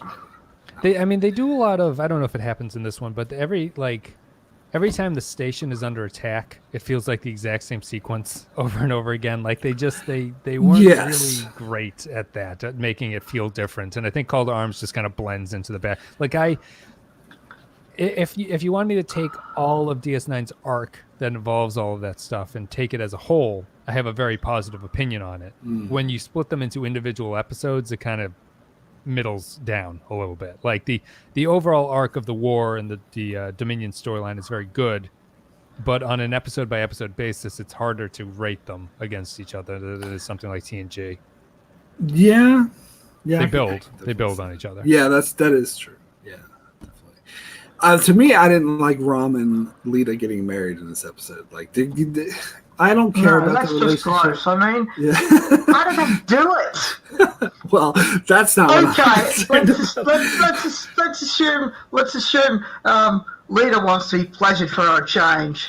All right, let's not get into details. Colonel Doomsday, stop. Freaking you out. Okay. I don't need that in my head. Like Ned T summed up what I'm trying to say. The whole of that arc is stronger than its individual parts, which I agree with. I think that the cumulative effect of that stuff is better than the individual standalone episodes. And my strong standalone episodes for this show are very much identifiable plot ideas. We'll get to it, but cool. It's not war storyline, basically. So let's go ahead and move over to our number 8 collectively, which is 5th season episode, Things Past. Sisko, really? Dax. Well, I'm shocked by this one. All right.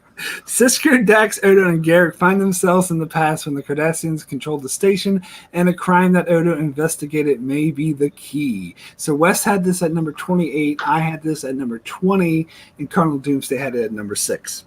So, wow, Cardinal, explain yourself.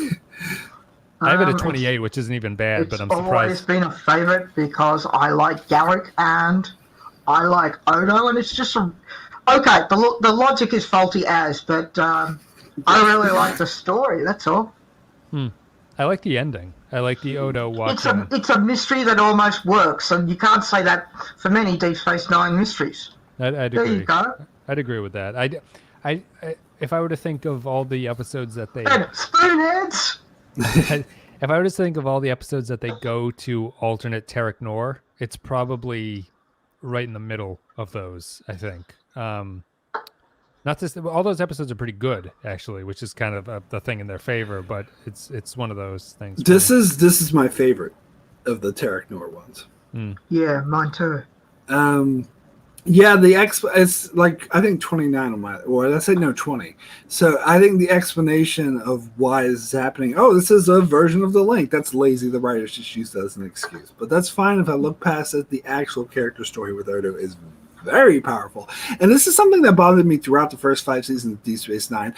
How Odo must have gotten his hands dirty in the occupation. They never addressed this, particularly season 1 and 2. The Bajorans treat him like he's some sort of hero, and but he worked for the Cardassians, and I love that. Yes, they show he did get his hands dirty, and it's haunted him. And someone's bringing up. It's a sequel, not an attempt to redo. Yeah, well, I think I prefer it to Necessary Evil.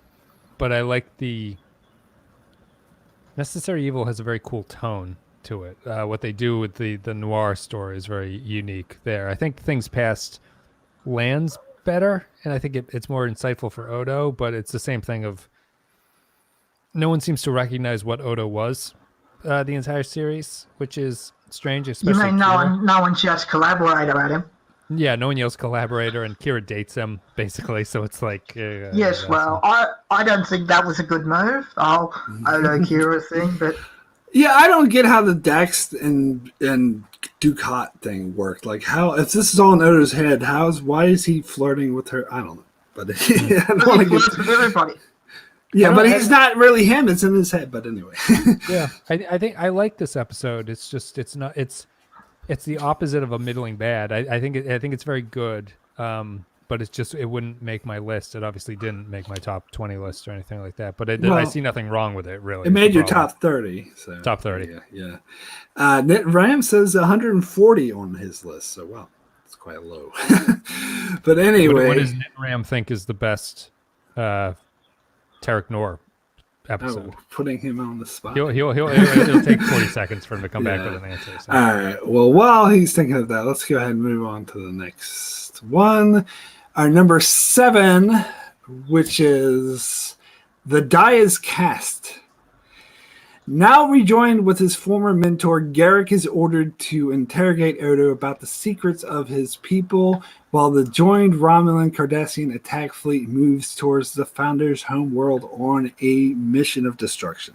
Now, I'll give you a brief spoiler here. This is part 2 of a 2-parter. Don't talk about part 1. We'll talk about it later. So let's just focus on part 2. Oh, excellent. Nit has, sorry to interrupt, but he has the correct answer, which is Wrong Starker Than Death of Night, which is a top 5 episode of the show. What? That is not going to make this list, unfortunately. No, it's not. We won't get into that because both me and Cardinal Doomsday had that in our top 20 worst.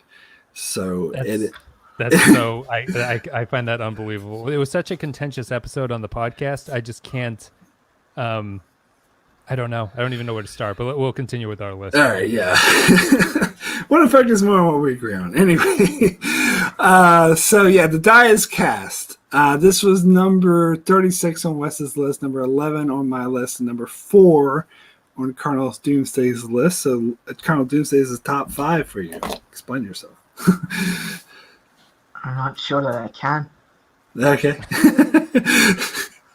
I mean, I think Garrick torturing Odo is one of the hardest things I've ever had to watch, at least on Deep Space Nine. But yeah, that's you can see that Garrick really doesn't want to do it.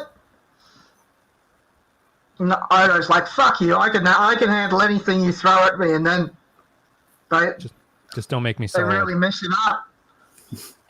They do, and it's touching. The resolution there is good for them, where they both realize that all they either want is to go home, and so there's a little bit of simpatico between the two of them. I think Improbable Cause is better than Dias Cast, but it's the two-parter thing of the first episode is always better. The setup is always better than the execution. Yeah, fair enough. But this would probably, I think you said, Mark, that it's around what I ranked Things Past, which feels appropriate for me. Things Past you rate 28 and Dias Cast is 36. Yeah, so it's relatively the same thing. Yeah. I didn't quite make my top 10. I love the Dominion stuff. Like, this blew my mind. This kind of political maneuvering it hadn't been done in Star Trek before this point. Like, Next Generation wouldn't have like this, like two species joining together to wipe out another species. Like, to me, this is stuff I always wanted to see on Star Trek. So I was like in heaven when I saw this. But I think the Defiant storyline of, let's go defy orders and do what the Admiral says to rescue Oda was a bit cliche and weak. So that's why I didn't make my top 10. Now, there's a problem. If everyone goes off on the Defiant, all the senior staff, who's minding the store? Literally, who's minding the store? I see it so often in Deep. Rom's out there guarding. Oh, wow, we're fucked, aren't we? Yeah, anytime that the Defiant was traveling is usually a bad situation to be in. Yeah, I mean, even if they change the carpet. I think that the Dias Cast is one of those episodes that it's better in what it means for the show than it is an actual execution of an episode. It's a turning point for the series, and it's very important, and it, like, the repercussions spill out from what happens in that episode, in terms of Cardassia and the Romulans and everything like that. So it's the same thing of the whole is greater than the sum of its parts. It's like it's an okay episode on its own. It led to something better. I thought it was pretty powerful. I thought the reveal that the Romulan Admiral was a changeling was. I mean, I think this is the first time they really pulled that trick on us. Like, yes, well, I guess so. What are the changelings pretending to be something else in the search? No, they're not. Right? No. They're just, yeah. The only other thing is when the female changeling pretended to be Kira when she was stuck in a rock. Oh, hard to that was, I hated that. I so hated that. That was before this, but that doesn't really count. The adversary ends this season, right? Yeah, the adversary was building off of this, I think, with the thing with Lobot, which I loved. And some people say his line about, now the Romulans and Cardassians aren't a threat. The only threat to us is the Klingon Empire is what set the stage for season 4, and then I really hope that's not true. Trying to start a conflict between Starfleet and the Klingons. But yeah. But anyway. Okay, so let's go ahead and move on to our next collective, which is number 6, Sacrifice of Angels. The Federation attacks Deep Space Nine in hope of keeping the minefield out of the wormhole intact, and while the Dominion waits entrance to the Alpha Quadrant from the other side. So basically, this is the final arc of the Dominion takeover arc, where Sisko retakes Deep Space Nine. You got the help from the Prophets. You have Dukat going crazy. Damara killing Zial. So Wes had this in number 39. Cardinal Doomsday had it at number 7, and I had it at number 4. So this is both top 10 for me and Cardinal Doomsday. Top 5 for me.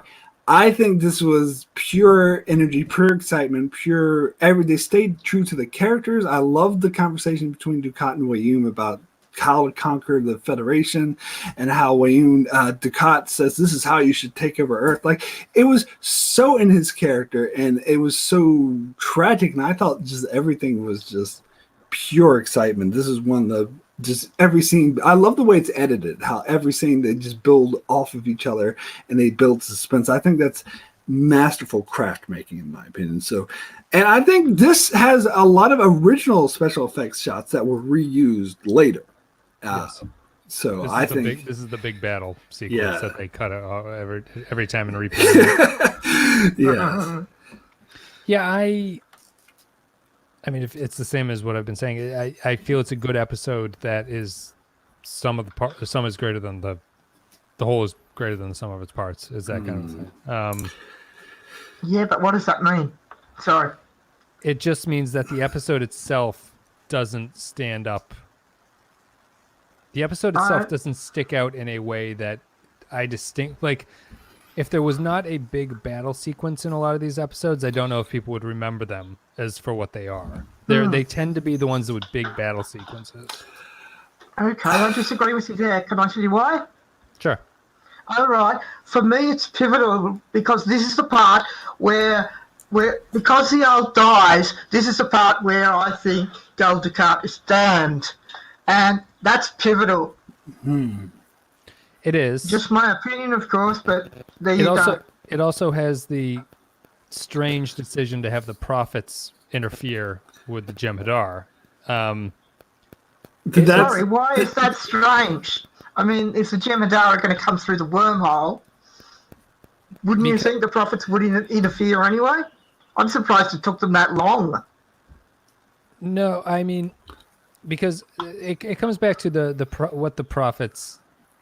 The prophets never really had a point of view throughout the entire series. No, I agree. Which is kind of problematic for them. But it's just I think if I would hold anything against Sacrifice of Angels, it's the fact that it is a good idea that they cut short too soon. And that's not really the show's fault. It's not really anything like that. Like, I would like the occupation arc to last an entire season. Almost, I would like to have extended it into something. Okay, I'll give you that. I just think that it's just it is a good resolution to the arc. I just don't know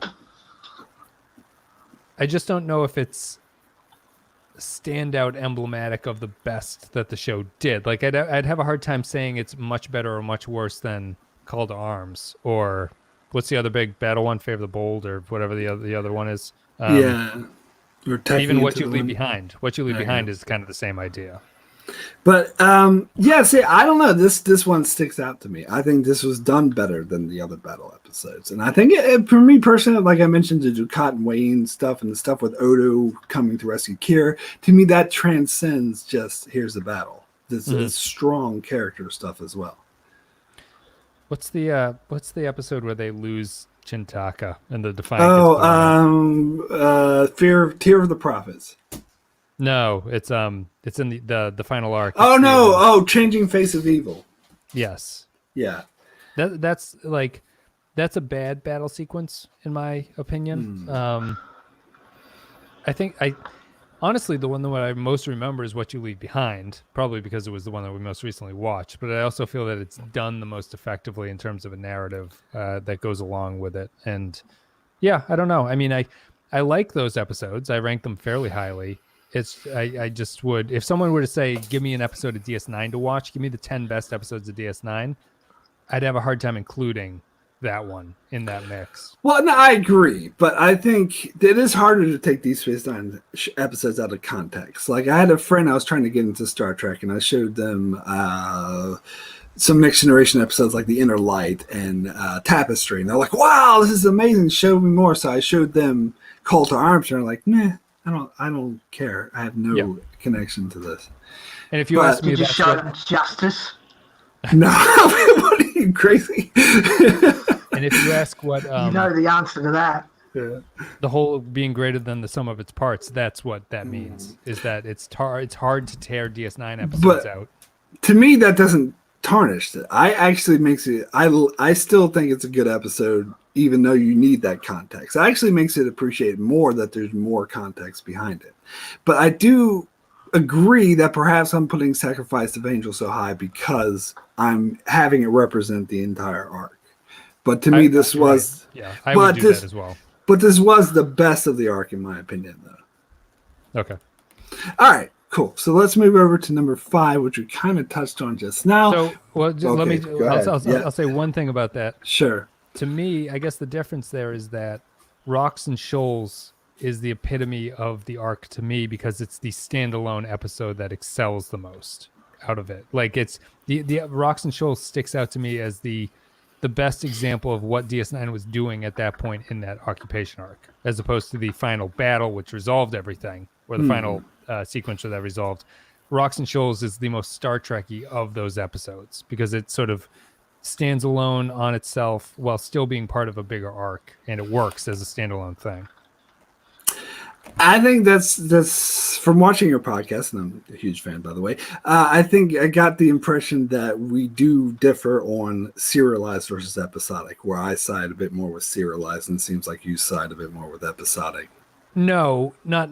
I think people overrate serialization. Sure. I think Guilty. yeah, there's a difference. I'm very guilty. So shoot, guys. Sure. I mean, yeah.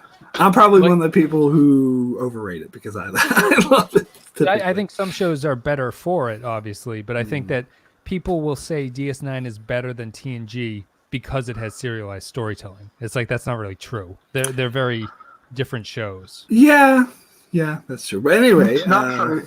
anyway, let's. DS9 is better than TNG because TNG, a lot of TNG is so self-righteous. I find it really hard to watch. Well, to me, I'd say DS9 is better than TNG because TNG has too much of the technobabble Yes. crisis stuff. Yes. Yeah, which is why Deep Space Nine Season 1 is the worst because they were piggybacking off of that. And that's why Voyager's not as good as either because that has more technobabble nonsense than any Trek show. But I love drawing a comparison between Julian Bashir and Harry Kim, but we'll talk about that later, you and I. All right, cool. So let's move on. Let's move on to our number 5 collectively, which is What You Leave Behind. The final episode of Deep Space Nine. As the Dominion War comes to an end, Dukat goes to the Apollo race to awaken them. Meanwhile, the Dominion turn on the rebelling Cardassians, destroying them city by city. Will the Alliance prevail over the Dominion? Will Garrick and the Rebellion stop them before the destruction of Cardassia? Will Sisko stop the Apollo race from rising? So this was number 27 on Cardinal Doomsday's list, number 12 on my list, number 8 on Wes's list. So both me and Wes had this quite high. I think, Wes, I pretty much know, I just watched your podcast, so I pretty much know what you're going to say. We have a difference of opinion on what the weak part of this episode is. And this is another thing you're going to be appalled at my opinion of. I liked the Dukat and Kai Wynn stuff. I don't think it was perfect. I think it had flaws, pacing issues. Yeah, I know Cardinal Doomsday. So I didn't mind it so much. You liked when he got blinded for 5 episodes and then came back and was like, yeah, I can see again. So let's resume our plot. I agree with everything you said about the pacing issues, that they did too much and it was too much set up for little payoff. I totally agree, but I like, from a character standpoint, I think it makes sense for Dukat and Wynn. I just think his execution was just a bit poor. And to me, I would pinpoint the low part of this episode is the Vic Fontaine. As I said, we'll talk about Vic Fontaine later. The whole memory, singing the songs and having the nostalgic flashback was just too cheesy melodrama for me, and I thought it really hurt the episode, and they should have just got rid of it. Likewise. Yeah, I mean, I think what works about that episode is that it managed to actually land the plane that was on fire at that point. Like they weren't the final chapter wasn't really working in a lot of ways. It's the serialization thing. The writers were unfamiliar with what they needed to do to get a serialized story across the finish line, and their pacing shows through that. But I think that as a closeout, Star Trek is actually fairly good at closing out its series. There are exceptions, obviously, but at least TNG and DS9 end fairly well. Voyager ends like Voyager could end, I guess, which is as much as but I think that Yes, it's a really successful series finale, and I think that's why it gets rewarded. We tend to overlook the flaws if they do a good job of wrapping things up, and I think that what we left behind, or what you leave behind, does a good job of that. Like for me, what you leave behind is Jake. Yeah, I think so. Like for me, the first, not even half, just maybe 3/4, that deal with the Dominion War stuff. If it was just that, this would be my number 1. Like to me, that is perfect conclusion to Deep Space Nine. That is such a vein where it's not, oh, we win the war, we're heroes. It's not. They're slaughtering innocent people. And Martok wants to drink wine over, like, that is so what Deep Space Nine stands for. I think that was the perfect conclusion to the show. You don't want to see the characters go their separate ways? Well, no, that's not what I mean. I do think we need that conclusion, sure. Especially like the Odo and Kira parting. that loved that. I thought that was perfect. But I think they overdid it with the Vic Fontaine montage. Yeah. So you just don't like the Vic Fontaine thing? Basically, yeah. Okay, can I take it a little further? Yeah, Sure. Okay. I'm a bit with sci-fi debris on this one. I think Kira should have been Ducat's antagonist, not Cisco. Because they were antagonists from before Cisco got on the station. And, like, rewatching this, when Cisco and Ducat go into the fire, I shouted out, "Precious!" And when Garrick and Kira are laughing about having to get into the Jemadar headquarters, the Founders headquarters and that, I'm like, have fun storming the castle, boys. Yeah. It was really hard to take seriously in some bits. It is.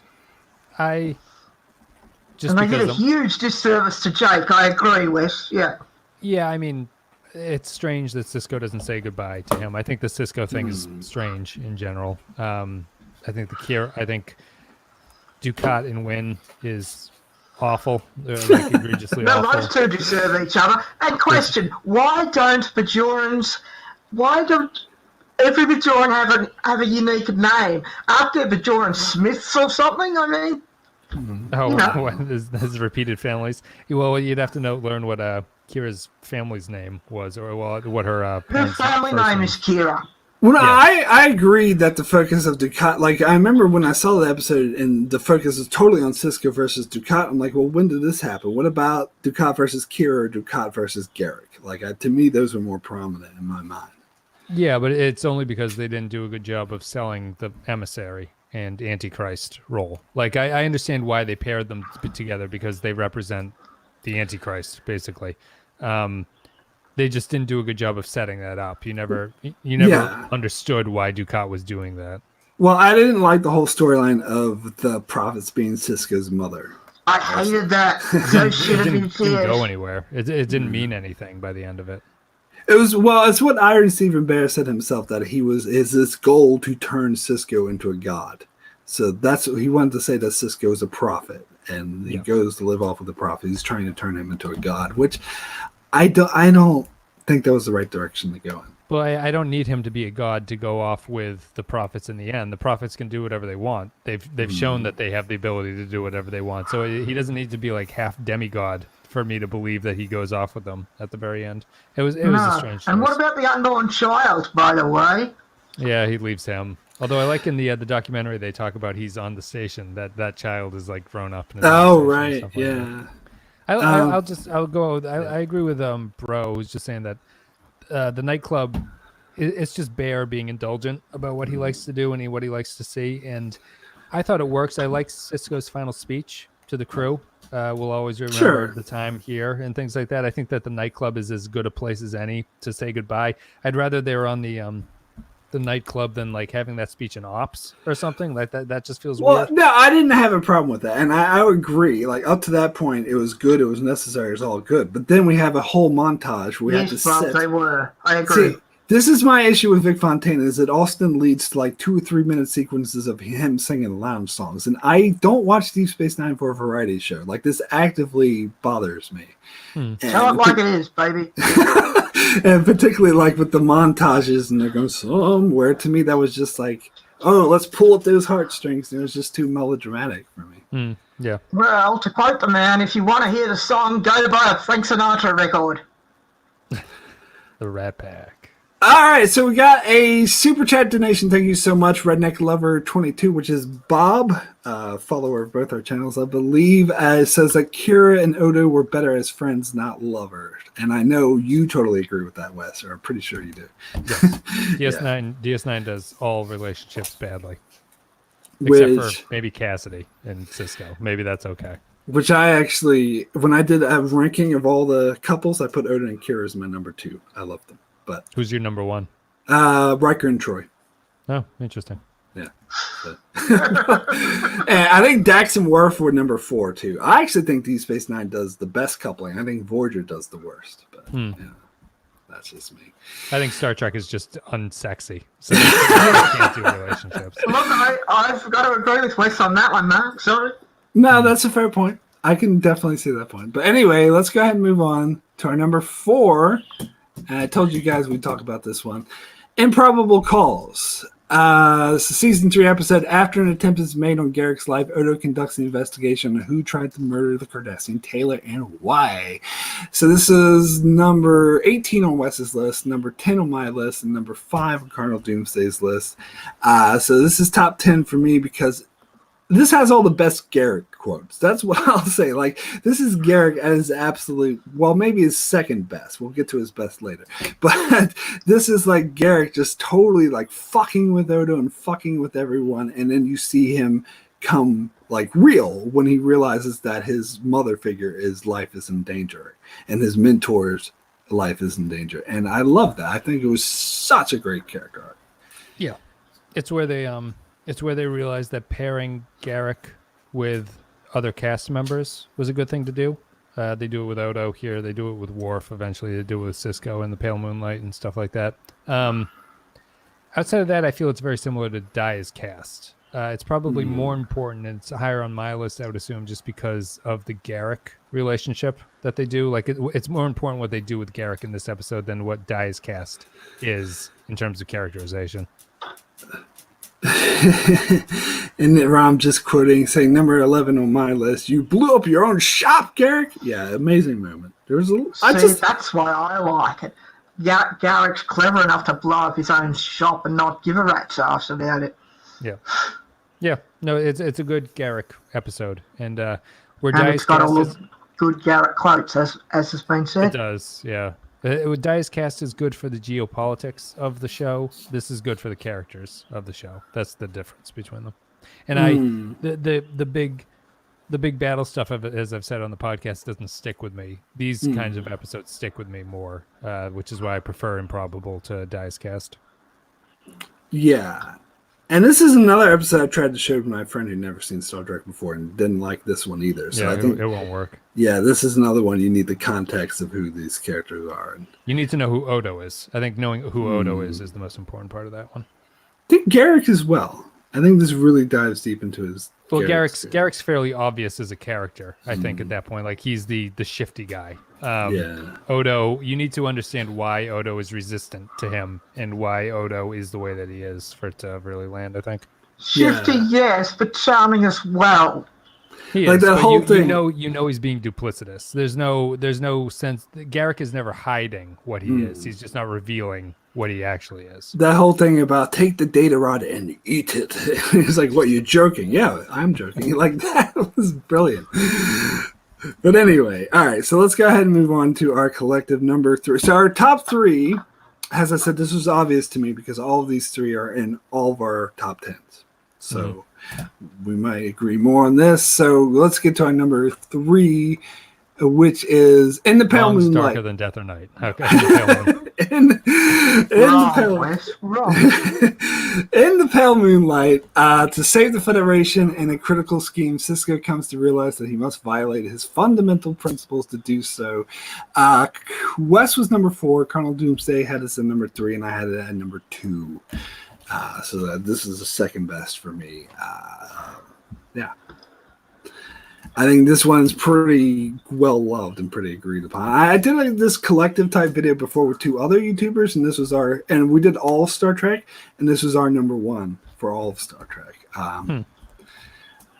But I'm doing a 30 days of DS9 on Instagram, I think, at this point, and this is my choice for most overrated episode. Oh, really? Even though it was no, mate, that's Trials and Tribulations. Get it even right. Though it's very highly rated. Yeah, even though it's number, what was it on your list? Number 4. Yeah, so even though it's in your top 5, do you still think it's overrated?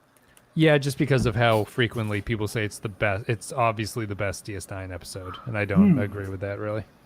Yeah, I gotta side with Colonel Doomsday that Trials and Tribulations was more overrated. But people don't hold up Trials and Tribulations as a pinnacle of the show, and they do. No, they should. But I think it's fair to do it for In the Pale Moonlight because I think this is DS9 at its best, being wicked, having this character sort of betray his principles, but end up doing the right thing and having that fight of conscience, having to fight his own conscience, and then Garrick sort of manipulating him. That's, I think, this is by far the best use of Garrick. Because sometimes they try to make him too soft and friendly, but here it's like, no, this is a manipulative fucker who will murder to get his way. And in the end, is he actually correct? And to me, that's amazing storytelling. He is my favorite Deep Space Nine character. Yeah. Admitting it's a good episode, obviously, because I rated it very highly. I think that it's a little bit of the Trek suffering thing. First of all, Brooks's performance in this, I don't think is very good. I agree. I think he botches the final scene quite a bit. Yeah, he chews a bit much carpet for me. Yes. He's theatrical. People are dying! Oh, sorry. He's theatrical, and I don't think he stresses the emotions appropriately for the way that Sisko is supposed to feel at that way. He says the line, "I can live with it," like he's ramping himself up, and that he actually believes that he can live with it. My read on the character is that he's trying to motivate himself, and he doesn't actually believe what he's talking about at that point. But Brooks plays him like he does believe in what he's saying, and I think that's kind of almost a catastrophic ending to the episode. I am also named Wes. I think that other than that, I think it's a really, really strong episode. I don't know if I would say it's my favorite Garrick episode, and I'm a little bit hesitant because I think they bailed on making Sisko truly do something wrong here. Sisko is kind of along for the ride with Garrick, and the worst thing that he does is not prevent something. He doesn't actively do something. Yeah, he's complicit. Like, he has a chance to put an end to it at many times. Right. And he chooses not to. Yeah. So that makes him complicit in murder, complicit in all these things. Like, he could go to jail for what do we call it? Assisted murder or whatever. I've got a question. Yes. Okay. Bashir gets really indignant about the however many grams of medical whatever it is, and he says he's going to make a report to Starfleet Medical. Now, why was that never followed up? Because Bashir is really, really annoyed about that, and I'm just surprised that Sisko managed to get away with it. Because it always surprises me. Because the episode's over Cardinal Doomsday, they moved on to another episode. That's not a satisfactory answer, Mark. Doesn't he order him not to say anything about it, or he orders him to... No. Bashir says, I'll put my objections in writing. Objection. Yeah. Yeah, and Sisko's like, fine. Starfleet Medical. Yeah, he's like, fine, put it in writing all you like. Just have that gel on my desk by tomorrow. And by the way, that was also an amazing scene. I loved seeing Sisko butt heads with Bashir like that. And I love seeing Sisko punch Garrick out. That was the one that did it for me. Oh my God, yes, that was amazing. I like Brooks's acting there, but I do agree. And I've heard some people. In fact, one person said, "Mark, you're dead to me for saying Brooks was bad in this episode." But I remember that. You remember that? Yeah. And I'm like, no, I think his acting is objectively not very good. But I agree with what this overacting, you mean? I agree with what the Cynic Corner said about this episode. So this episode was amazing despite Avery Brooks's every attempt to torpedo it with his overacting. Yeah, can't really argue with that. Yeah, it's less the overacting and more the missing of what I believe the intention of the script is the problem for me. But I think that he's, I don't know. I think it's a very good DS9 episode that I'm always hesitant to say is like one of the greatest ones that everyone should watch for DS9. I think it oversells what DS9 is in a lot of ways. It's DS9 is never as bleak as what. No, they wouldn't have. Well, that's true. I think I agree with you there. This is not like a representation of what it is, but I think it is sort of a pinnacle, them taking it to the most extreme and in a very good way. Well, I punched Garrett because Sisko didn't realise how well how much he'd been played. But anyway, was it Bro says, I'm going to post a montage of Sisko yelling at people for you and all the Discord on Pensky File channel. Yeah, have you seen that? The montages they have on? The super cut of him yelling. They're He's great. very good at it. He's very good at it. I actually think Avery Brooks is better when he's playing crazy, over the top, or angry. When he's being subtle and trying to be like normal talking is when he fails the most. Yeah, he's interesting. We made some joke on the podcast about it must be frustrating for the writers who write for the guy for 7 years and they can't predict how he's going to read the lines after 7 years. Yeah, sure enough. Because he's kind of erratic that way. All right, cool. So let's go ahead and move on to our number 2. So our number 2 is The Visitor. Mulaney, an inspiring writer, wants to know why Jake Sisko stopped writing at 40. Jake tells how his father died in an accident and then suddenly reappeared. So this is number 6 on my list, number 2 on Cardinal Doomsday's list, and number 1 on Wes's list. So there you go. Your number 1 made it on number 2. So. Yep. Very happy. Very happy. It suffers a bit from being the City on the Edge of Forever episode of DS9, where I hadn't thought of that.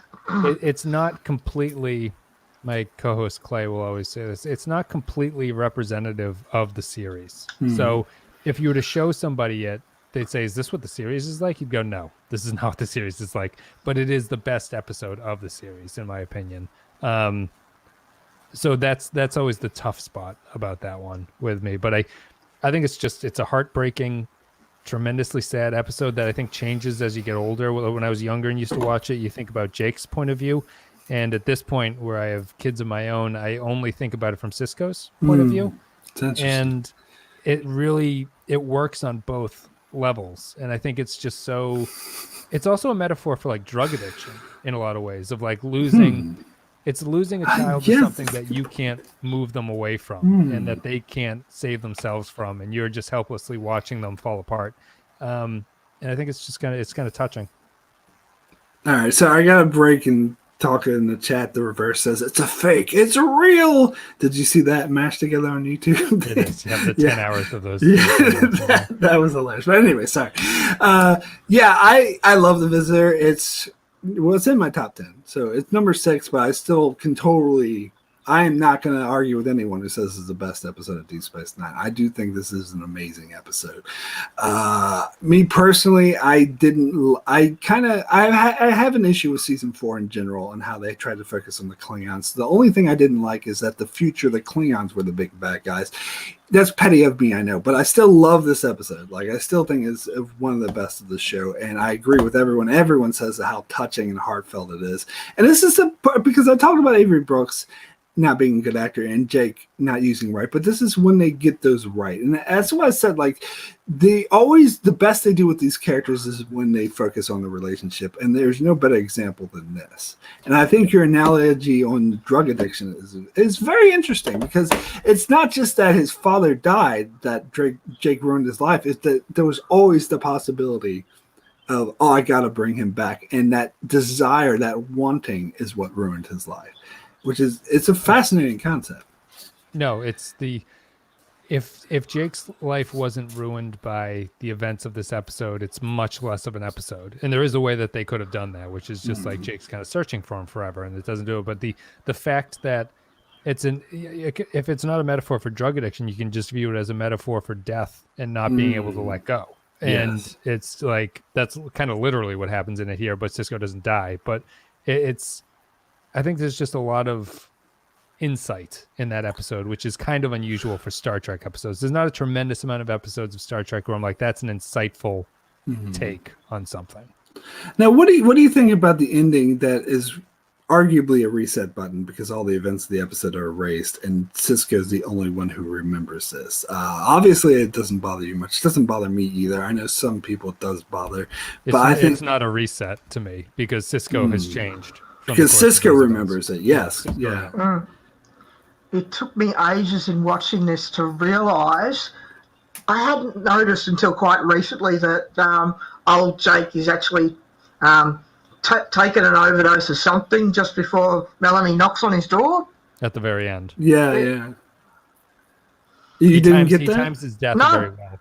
No, I didn't get that at all. But you're saying they're using Jake well, but no, they're not. They're using Kern well. Think about it, guys. All right.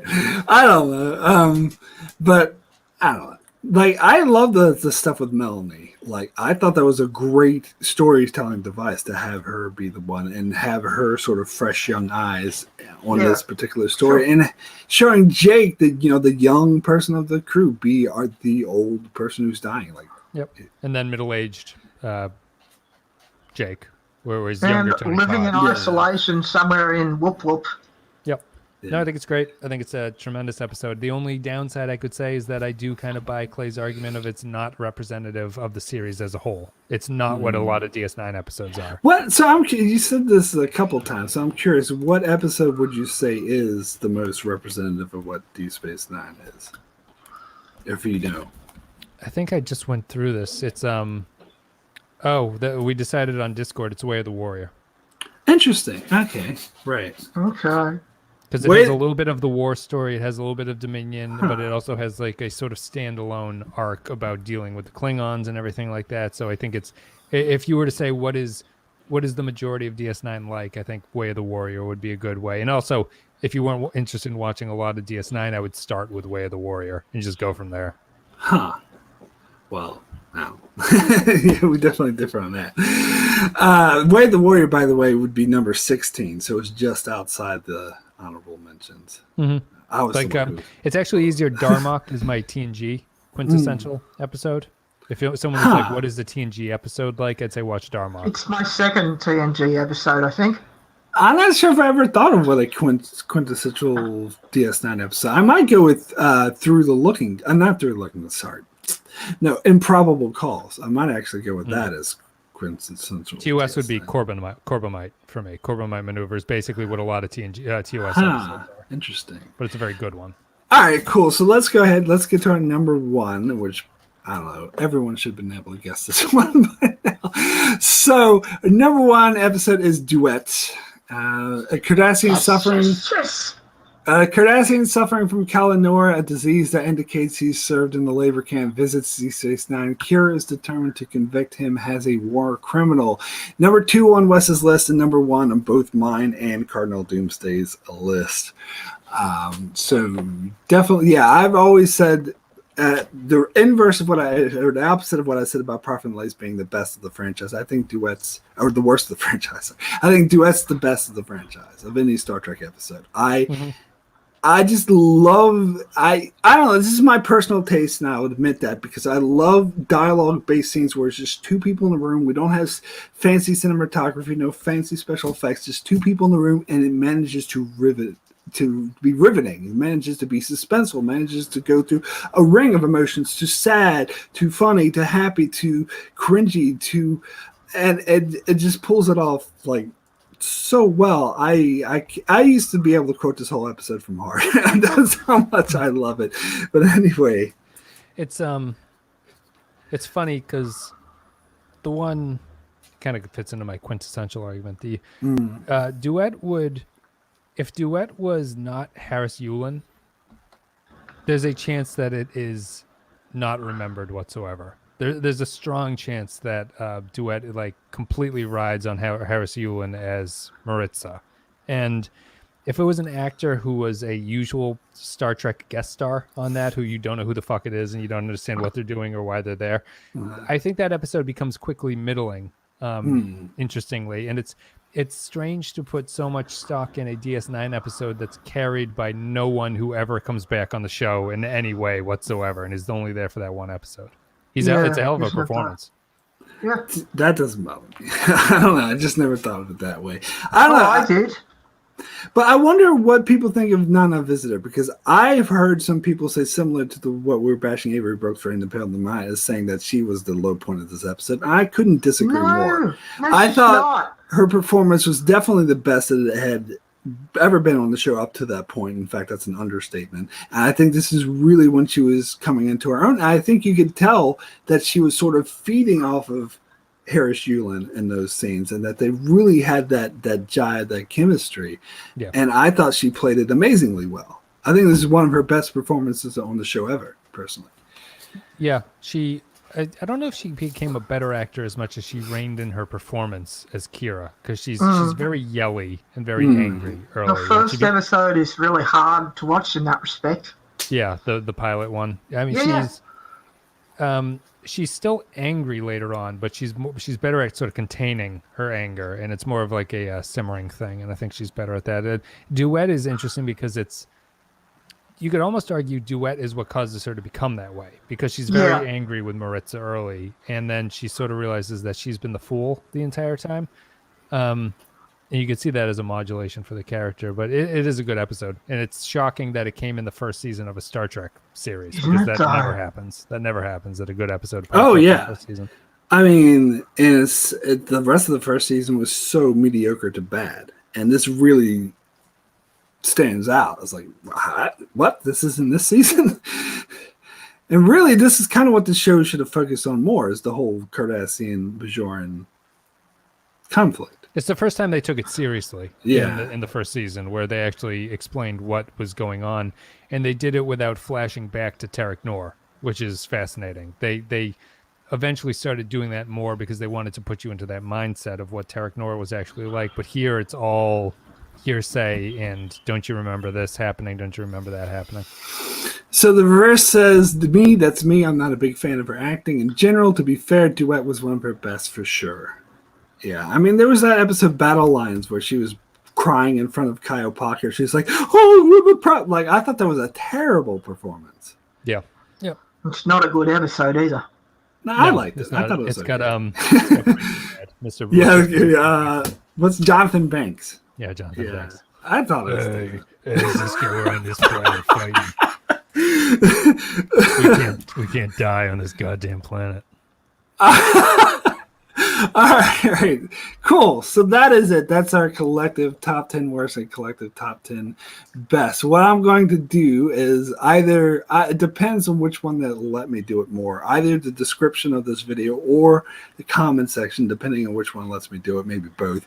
I'm going to put the entire list of all, because I've listed 173 of what our collective list ended up to be. And it has what each of us rated it individually. Cool. Yeah. Are you asking for permission? I don't care. No, I'm not. I'm doing it regardless. My name on that thing. Yeah. As you know. Cool. Well, thank you very much, Mark, for having us on. Doomsday, good to meet in person, sort of. Yes, sort of. As much as you can in this 21st century lifestyle. Yeah. My camera's not working. Yes, no, but thank you guys. Yeah, thank you so much for coming on. Really, gonna continue watching your podcast. Huge fan, even though sometimes we may disagree. I always enjoy. Are you gonna do Voyager West? Yeah. Or well, is that don't put them on the money? spot. We're Don't put them on we're the still spot. months away. We've got Picard and then Discovery standing in the way, so it's going to be at least 6 months. What? When's whoa, hold on. When's Discovery coming out? They don't know, but it's going to be after Picard. It's this year, but it's after Picard. Because I thought it would be like October or something. No, because the animated shows come out late in the year, so it's going to come out before that, probably. Really? Huh. I wasn't thinking about that. So Picard is going to end in March, right? So they'll probably do something around June or July, I would think, for Discovery. Okay. Right. Huh. That's interesting. They want to keep the CBS All Access subscriptions going. CBS All Access, my ass. Yeah. CBS All Access. If you're in the USA, do you see why this calling it that doesn't make sense? Because no one can see it unless you're in the US. Is that what you mean? Yeah. Or you have to pay. They've got a good VPN. They're on Netflix, aren't they? Is that how you watch them? Star Trek, yes, but like the short treks aren't on Netflix. No, the short treks. It takes ages for them to come here. Yeah, it took months for them to get here, but they're not worth it anyway. You're not missing anything, so don't worry. No, I'm not. Are you going to do a podcast on the newest one? Because I haven't watched that yet. The tomorrow, newest short track. Yes. I watched Children of Mars. We're recording it tomorrow. Podcast will probably pop up tomorrow. All right, cool. Well, anyway, thank you guys so much for joining Cardinal Doomsday. Thank you for joining us. Good to actually have you in the chat, in the video rather than in the chat for once. Yeah, it's easier actually. And as I alluded to earlier, Wes, if you want to let people know what you're up to and where they can find you. Sure. There'll be you can actually just go to the PenskyPodcast.com if you're interested in just the Star Trek podcast. But otherwise, there's a YouTube channel called the Pensky File. There's a bunch of stuff. There's other shows. There's like a Real Ripe and Real Rotten, which is a film podcast. We do the Star Trek one. We have a Rotten Horror Picture Show one coming out, which is a horror movie podcast. We did The Prisoner. We did Star Wars. We did a whole bunch of stuff like that. I think that's it. But thank you to everyone. Are you going to get back to the Radio Star Murders? Yes, once Picard starts, because we lose a Star Trek a week Okay. that way, because Picard is only one a week, obviously. So we'll do more Radio Star Murders stuff during the week. Thanks. Thank you. Thank you for listening. Thank you for supporting. And everyone who had kind words to say in the chat, thank you very much for listening along here. And I'll tell Amy and the kids you said hello. Bro, thank you very much. That's it. Yeah. Cool. Yeah, no, thanks everyone for watching. And if you're finding me for the first time, my channel's Enchantment of Eternity. At the moment, I'm covering The Expanse a lot. I'm going to do my top 10 favorite shows of the year. And then when Picard comes out, I'll cover that as well. So anyway, thank you guys so much for watching, and we'll see you guys next time. Bye. Cheers. Night, guys.